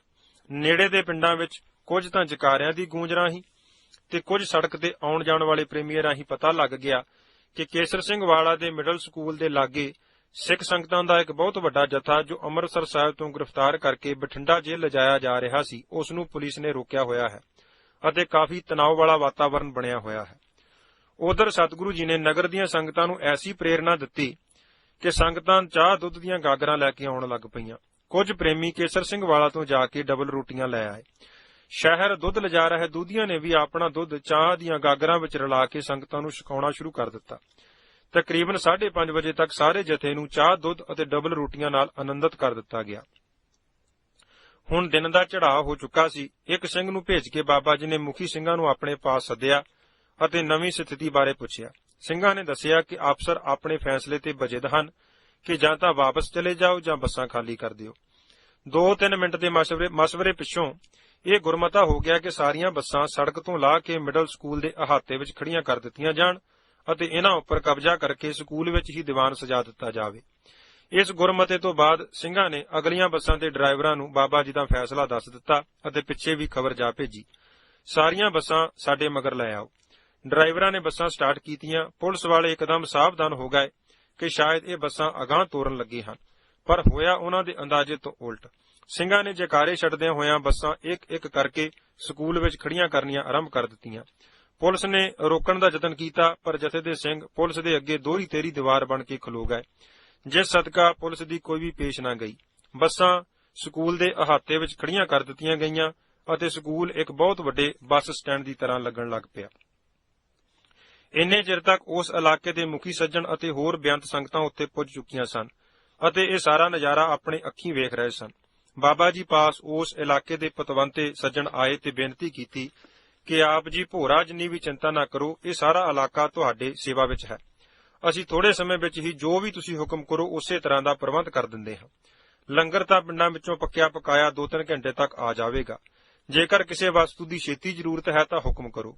ਬਾਬਾ ਜੀ ਨੇ ਜਥੇ ਦੇ ਸਿੰਘਾਂ ਨਾਲ ਸਲਾਹ ਕਰਕੇ ਪ੍ਰੋਗਰਾਮ ਬਣਾਇਆ ਕਿ ਸਤਿਗੁਰੂ ਸ੍ਰੀ ਗੁਰੂ ਗ੍ਰੰਥ ਸਾਹਿਬ ਜੀ ਦਾ ਸਵਾਰਾ ਲਿਆ ਕੇ ਸਕੂਲ ਦੇ ਕਿਸੇ ਚੰਗੇ ਕਮਰੇ ਵਿੱਚ ਸਫਾਈ ਆਦਿ ਕਰਕੇ ਸ੍ਰੀ ਅਖੰਡ ਪਾਠ ਸਾਹਿਬ ਆਰੰਭ ਕਰ ਦਿੱਤਾ ਜਾਵੇ ਤੇ ਬਾਹਰ ਖੁੱਲੇ ਥਾਂ ਦੀਵਾਨ ਸਜਾ ਦਿੱਤਾ ਜਾਵੇ। ਇਸ ਤਰ੍ਹਾਂ ਇੱਕ ਤਾਂ ਗੁਰਮਤਿ ਦਾ ਪ੍ਰਚਾਰ ਹੋਵੇਗਾ, ਦੂਸਰਾ ਜਥੇ ਦੀ ਸੰਗਤ ਫਾਲਤੂ ਗੱਲਾਂ ਵਿੱਚ ਅਜਾਈਂ ਸਮਾਂ ਗਵਾਉਣ ਦੀ ਜਗ੍ਹਾ ਗੁਰਬਾਣੀ ਤਥਾ ਕੀਰਤਨ ਸੁਣ ਕੇ ਲਾਹਾ ਪ੍ਰਾਪਤ ਕਰੇਗੀ। ਆਪ ਜੀ ਨੇ ਇਲਾਕੇ ਦੇ ਮੁਖੀਆਂ ਨੂੰ ਬੇਨਤੀ ਕੀਤੀ ਕਿ ਸਭ ਤੋਂ ਪਹਿਲਾਂ ਤੁਸੀਂ ਸਤਿਗੁਰੂ ਜੀ ਦਾ ਪ੍ਰਕਾਸ਼ ਕਰਨ ਲਈ ਲੋੜੀਂਦੇ ਸਮਾਨ ਅਤੇ ਸਕੂਲ ਦੇ ਕਿਸੇ ਚੰਗੇ ਕਮਰੇ ਦਾ ਪ੍ਰਬੰਧ ਕਰ ਦੇਵੋ। ਸਾਡਾ ਪ੍ਰੋਗਰਾਮ ਉਸ ਕਮਰੇ ਵਿੱਚ ਸਫਾਈ ਆਦਿ ਕਰਕੇ ਸ੍ਰੀ ਅਖੰਡ ਪਾਠ ਸਾਹਿਬ ਅਤੇ ਦੀਵਾਨ ਆਰੰਭ ਕਰ ਦੇਣ ਦਾ ਹੈ। ਇਹ ਸੁਣ ਕੇ ਇਲਾਕੇ ਵਾਲੇ ਪ੍ਰੇਮੀ ਬਹੁਤ ਹੀ ਪ੍ਰਸੰਨ ਹੋਏ ਅਤੇ ਕਹਿਣ ਲੱਗੇ ਕਿ ਸਾਡੇ ਵੀ ਧੰਨ ਭਾਗ ਹਨ ਜੋ ਸਾਨੂੰ ਸੰਗਤ ਦੀ ਸੇਵਾ ਕਰਨ ਦਾ ਸੁਭਾਗ ਸਮਾਂ ਪ੍ਰਾਪਤ ਹੋਵੇਗਾ। ਕੁਝ ਸਿੰਘ ਸ੍ਰੀ ਗੁਰੂ ਗ੍ਰੰਥ ਸਾਹਿਬ ਜੀ ਦਾ ਸਰੂਪ ਲੈਣ ਲਈ ਨਗਰ ਨੂੰ ਚਲੇ ਗਏ ਅਤੇ ਕੁਝ ਸਕੂਲ ਦਾ ਕਮਰਾ ਖੋਲ੍ਹ ਕੇ ਸਫਾਈ ਕਰਨ ਲੱਗ ਪਏ। ਸਕੂਲ ਦੀ ਇੱਕ ਨੁੱਕਰੇ ਛੋਟਾ ਜਿਹਾ ਕਮਰਾ ਸੀ ਜਿੱਥੇ ਸਕੂਲ ਦਾ ਸੇਵਾਦਾਰ ਰਹਿੰਦਾ ਸੀ। ਉਸ ਕਮਰੇ ਵਿੱਚ ਸੰਗਤ ਨੇ ਬਾਬਾ ਜੀ ਦਾ ਆਸਣ ਲਾ ਦਿੱਤਾ। ਸਤਿਗੁਰੂ ਜੀ ਦੇ ਆਉਣ ਤੱਕ ਬਾਬਾ ਜੀ ਨੇ ਆਰਾਮ ਕੀਤਾ। ਇੱਧਰ ਕਮਰੇ ਦੀ ਸਫਾਈ ਆਦਿ ਕਰਕੇ ਸਤਿਗੁਰੂ ਜੀ ਦੇ ਪ੍ਰਕਾਸ਼ ਕਰਨ ਲਈ ਸਾਰੀ ਤਿਆਰੀ ਕਰ ਲਈ ਗਈ। ਉਧਰ ਸਤਿਗੁਰੂ ਸ੍ਰੀ ਗੁਰੂ ਗ੍ਰੰਥ ਸਾਹਿਬ ਜੀ ਦਾ ਸਵਾਰਾ ਸੰਗਤਾਂ ਨੇ ਲੈ ਆਂਦਾ। ਜਥੇ ਦੀ ਸੰਗਤ ਨੇ ਜੈਕਾਰੇ ਛੱਡ ਕੇ ਸਤਿਗੁਰੂ ਜੀ ਦਾ ਸਵਾਗਤ ਕੀਤਾ। ਸੰਗਤ ਨੂੰ ਵੀ ਪਤਾ ਲੱਗ ਗਿਆ ਸੀ ਕਿ ਅਸੀਂ ਹੁਣ ਇੱਥੇ ਹੀ ਟਿਕਣਾ ਹੈ। ਲਾਊਡ ਸਪੀਕਰ ਵੀ ਨਗਰ ਵਾਲੇ ਨਾਲ ਹੀ ਲੈ ਆਏ। ਸਤਿਗੁਰੂ ਜੀ ਦਾ ਪ੍ਰਕਾਸ਼ ਕਰਕੇ ਸਾਰੀ ਸੰਗਤ ਨੂੰ ਪ੍ਰੋਗਰਾਮ ਤੋਂ ਜਾਣੂ ਕਰਵਾ ਦਿੱਤਾ ਗਿਆ। 10:30 ਵਜੇ ਦੇ ਕਰੀਬਨ ਸ੍ਰੀ ਅਖੰਡ ਪਾਠ ਸਾਹਿਬ ਜੀ ਦੇ ਆਰੰਭ ਦੀ ਅਰਦਾਸ ਹੋਈ। ਜਥੇ ਵਿੱਚ ਹੀ ਸ੍ਰੀ ਅਖੰਡ ਪਾਠ ਸਾਹਿਬ ਦੀ ਸੇਵਾ ਲਈ ਸਿੰਘ ਕਾਫੀ ਸਨ। ਜਦੋਂ ਪਾਠੀ ਸਿੰਘਾਂ ਦੇ ਨਾਮ ਲਿਖੇ ਗਏ ਤਾਂ ਇਹ ਲੋੜੀਂਦੇ ਪਾਠੀਆਂ ਤੋਂ ਬਹੁਤ ਜ਼ਿਆਦਾ ਸਨ। ਜਦ ਬਾਬਾ ਜੀ ਨੂੰ ਇਸ ਬਾਰੇ ਦੱਸਿਆ ਤਾਂ ਆਪ ਜੀ ਨੇ ਪ੍ਰਬੰਧਕਾਂ ਨੂੰ ਕਿਹਾ ਕਿ ਨਾਲ ਦੇ ਕਮਰਿਆਂ ਵਿੱਚ ਬੇਨਤੀ ਚੌਪਈ ਅਤੇ ਮੂਲ ਮੰਤਰ ਦੇ ਅਖੰਡ ਜਾਪ ਆਰੰਭ ਕਰ ਦੇਵੋ। ਥੋੜੇ ਚਿਰ ਬਾਅਦ ਹੀ 2 ਹੋਰ ਕਮਰਿਆਂ ਦੀ ਸਫਾਈ ਕਰਕੇ ਵਿਛਾਈ ਕਰਕੇ ਬੇਨਤੀ ਚੌਪਈ ਅਤੇ ਮੂਲ ਮੰਤਰ ਦਾ ਜਾਪ ਆਰੰਭ ਕਰ ਦਿੱਤਾ ਗਿਆ। ਉਧਰ ਪਿੰਡਾਂ ਵਿੱਚੋਂ ਸੰਗਤਾਂ ਨੇ ਜਥੇ ਵਾਸਤੇ ਲੰਗਰ ਪਕਾ ਕੇ ਦਾਲਾਂ ਸਬਜ਼ੀਆਂ ਦੀਆਂ ਦੇਗਾਂ ਭਰ ਕੇ ਲਿਆਉਣੀਆਂ ਸ਼ੁਰੂ ਕਰ ਦਿੱਤੀਆਂ। ਹਰ ਨਗਰ ਵਿੱਚੋਂ ਬੇਅੰਤ ਦੁੱਧ ਆਉਣ ਲੱਗ ਪਿਆ। ਕੁਝ ਪ੍ਰੇਮੀ ਬਾਲਣ ਦੀਆਂ ਟਰਾਲੀਆਂ, ਸੁੱਕੀ ਰਸ ਅਤੇ ਵੱਡੇ-ਵੱਡੇ ਕੜਾਹੇ ਅਤੇ ਦੇਗਾਂ ਲੈ ਆਏ। ਸੰਗਤਾਂ ਨੇ ਕੜਾਹੇ ਰੱਖਣ ਵਾਸਤੇ ਭੱਟੀਆਂ ਪੁੱਟ ਕੇ ਉੱਪਰ ਕੜਾਹੇ ਰੱਖ ਲਏ ਅਤੇ ਜਿੰਨਾ ਦੁੱਧ ਆਇਆ ਉਹ ਇੱਕ ਕੜਾਹੇ ਵਿੱਚ ਪਾ ਕੇ ਉਬਾਲ ਲਿਆ ਅਤੇ ਸੰਗਤਾਂ ਵਿੱਚ ਵਰਤਾਉਣਾ ਸ਼ੁਰੂ ਕਰ ਦਿੱਤਾ। ਪ੍ਰਸ਼ਾਦੇ ਸਬਜ਼ੀ ਦੇ ਨਾਲ ਪਾਣੀ ਦੀ ਜਗ੍ਹਾ ਖੁੱਲ੍ਹਾ ਦੁੱਧ ਵਰਤਣ ਲੱਗ ਪਿਆ। ਬਾਅਦ ਵਿੱਚ ਆਇਆ ਦੁੱਧ ਦੂਸਰੇ ਕੜਾਹੇ ਵਿੱਚ ਪਾ ਕੇ ਉਬਾਲ ਲਿਆ। ਜਦੋਂ ਬੱਚੇ ਵੀ ਬਸਤੇ ਲਾ ਕੇ ਸਕੂਲ ਪੜ੍ਹਨ ਆਏ, ਪਰ ਸਕੂਲ ਵਿੱਚ ਤਾਂ ਹੋਰ ਹੀ ਰੰਗ ਬੱਝਾ ਹੋਇਆ ਸੀ। ਜਿਨ੍ਹਾਂ ਕਮਰਿਆਂ ਵਿੱਚ ਉਹ ਪੜ੍ਹਨ ਲਈ ਬੈਠਦੇ ਸਨ, ਉਹਨਾਂ ਵਿੱਚ ਅੱਜ ਸ੍ਰੀ ਅਖੰਡ ਪਾਠ ਸਾਹਿਬ ਅਤੇ ਗੁਰਬਾਣੀ ਦੇ ਅਖੰਡ ਜਾਪ ਚੱਲ ਰਹੇ ਸਨ। ਗਰਾਊਂਡ ਜਿਸ ਵਿੱਚ ਉਹ ਵਿਹਲੇ ਸਮੇਂ ਖੇਡਿਆ ਕਰਦੇ ਸਨ, ਸੰਗਤ ਦੀਆਂ ਪੰਕਤਾਂ ਨਾਲ ਭਰੀ ਹੋਈ ਹੈ। ਸਾਰੇ ਬੱਚੇ ਹੈਰਾਨ ਸਨ ਕਿ ਰਾਤੋਂ ਰਾਤ ਇਹ ਕੀ ਖੇਡ ਵਰਤ ਗਈ। ਉਂਝ ਬੜੇ ਖੁਸ਼ ਸਨ ਕਿ ਸਕੂਲ ਤੋਂ ਛੁੱਟੀ ਹੋ ਗਈ। ਇਲਾਕੇ ਦੀ ਸੰਗਤ ਜੋ ਸੁੱਕੀ ਰਸਦ ਲੈ ਕੇ ਆਉਂਦੀ, ਉਸ ਨੂੰ ਇੱਕ ਕਮਰੇ ਵਿੱਚ ਸਟੋਰ ਕਰ ਲਿਆ ਜਾਂਦਾ, ਕਿਉਂਕਿ ਸੰਗਤਾਂ ਬੜੇ ਚਾਉ ਨਾਲ ਪਿੰਡਾਂ ਵਿੱਚੋਂ ਹੀ ਲੰਗਰ ਪਕਾ ਕੇ ਟਰਾਲੀਆਂ ਭਰ ਕੇ ਲੈ ਆਉਂਦੀਆਂ, ਜੋ ਕਿ ਜਥੇ ਦੇ ਵਰਤਨ ਤੋਂ ਵੀ ਵੱਧ ਜਾਂਦਾ। 5 ਦਿਨ ਇਸ ਅਸਥਾਨ ਤੇ ਕੋਈ ਲੰਗਰ ਨਹੀਂ ਪਕਾਇਆ। ਸਤਿਗੁਰੂ ਜੀ ਦੀ ਐਸੀ ਮਿਹਰ ਸੀ ਕਿ ਸੰਗਤਾਂ ਨੂੰ ਆਪ ਹੀ ਪ੍ਰੇਰਨਾ ਦੇ ਕੇ ਤਰ੍ਹਾਂ-ਤਰ੍ਹਾਂ ਦੇ ਪਦਾਰਥ ਜਥੇ ਵਾਸਤੇ ਭੇਜੀ ਜਾਂਦੇ। ਦੁਪਹਿਰ ਨੂੰ ਸਤਿਗੁਰੂ ਸ੍ਰੀ ਗੁਰੂ ਗ੍ਰੰਥ ਸਾਹਿਬ ਜੀ ਦਾ ਦੂਸਰਾ ਸਰੂਪ ਲਿਆ ਕੇ ਸਕੂਲ ਦੇ ਅਹਾਤੇ ਵਿੱਚ ਚਾਨਣੀਆਂ ਸਜਾ ਕੇ ਪ੍ਰਕਾਸ਼ ਕਰ ਲਿਆ ਅਤੇ ਦੀਵਾਨ ਆਰੰਭ ਹੋ ਗਿਆ। ਕੀਰਤਨੀਏ ਅਤੇ ਢਾਡੀ ਸਿੰਘ ਬੇਅੰਤ ਆ ਗਏ। ਸੰਗਤ ਹੇਠ ਝੋਨੇ ਦੀ ਪਰਾਲੀ ਜੋ ਕਿ ਨਜ਼ਦੀਕੀ ਖੇਤਾਂ ਵਾਲਿਆਂ ਨੇ ਲੈ ਆਂਦੀ ਸੀ ਵਿਛਾ ਦਿੱਤੀ। ਮਨੁੱਖ ਦੇਖ ਕੇ ਹੈਰਾਨ ਰਹਿ ਜਾਂਦਾ ਸੀ ਕਿ ਇੰਨੀ ਸੰਗਤ ਦਾ ਅਤੇ ਲੰਗਰ ਪਾਣੀ ਦਾ ਪ੍ਰਬੰਧ ਕੌਣ ਚਲਾ ਰਿਹਾ ਹੈ। ਬਸ ਸਾਰੇ ਕੰਮ ਕੋਈ ਗੈਬੀ ਸ਼ਕਤੀ ਹੀ ਕਰਦੀ ਪ੍ਰਤੀਤ ਹੋ ਰਹੀ ਸੀ। ਹਰ ਕੰਮ ਬਹੁਤ ਸੁਚੱਜੇ ਢੰਗ ਨਾਲ ਅਤੇ ਸਮੇਂ ਸਿਰ ਆਪਣੇ ਆਪ ਹੀ ਹੋਈ ਜਾਂਦਾ ਸੀ। 6 ਦਿਨ ਜਥਾ ਇਸ ਅਸਥਾਨ ਤੇ ਠਹਿਰਿਆ। ਕਿਸੇ ਨੇ ਆਪਣੀ ਇੱਛਾ ਨਾਲ ਜਲ ਛਕਿਆ ਹੋਵੇ ਤਾਂ ਉਸ ਦੀ ਮਰਜ਼ੀ, ਪਰ ਪ੍ਰਸ਼ਾਦੇ ਨਾਲ ਉਂਝ ਬਹੁਤੀ ਸੰਗਤ ਦੁੱਧ ਹੀ ਛਕਦੀ ਸੀ। ਸੰਗਤ ਜਿੰਨਾ ਕੁ ਦੁੱਧ ਛਕਦੀ ਉਸ ਨਾਲੋਂ ਵਧੇਕ ਹੋਰ ਆ ਜਾਂਦਾ। ਰਾਤ ਨੂੰ ਆਲੇ ਦੁਆਲੇ ਦੇ ਪਿੰਡਾਂ ਦੇ ਨੌਜਵਾਨ ਸਿੰਘ ਨੇਜੇ, ਭਾਲੇ, ਗੰਡਾਸੀਆਂ ਤੇ ਸੋਟੇ ਆਦਿ ਲੈ ਕੇ ਸਾਰੇ ਜਥੇ ਦੇ ਇਰਦ ਗਿਰਦ ਪਹਿਰਾ ਦਿੰਦੇ ਤੇ ਜਥੇ ਦੇ ਸਿੰਘ ਨਿਸ਼ਚਿੰਤ ਹੋ ਕੇ ਆਰਾਮ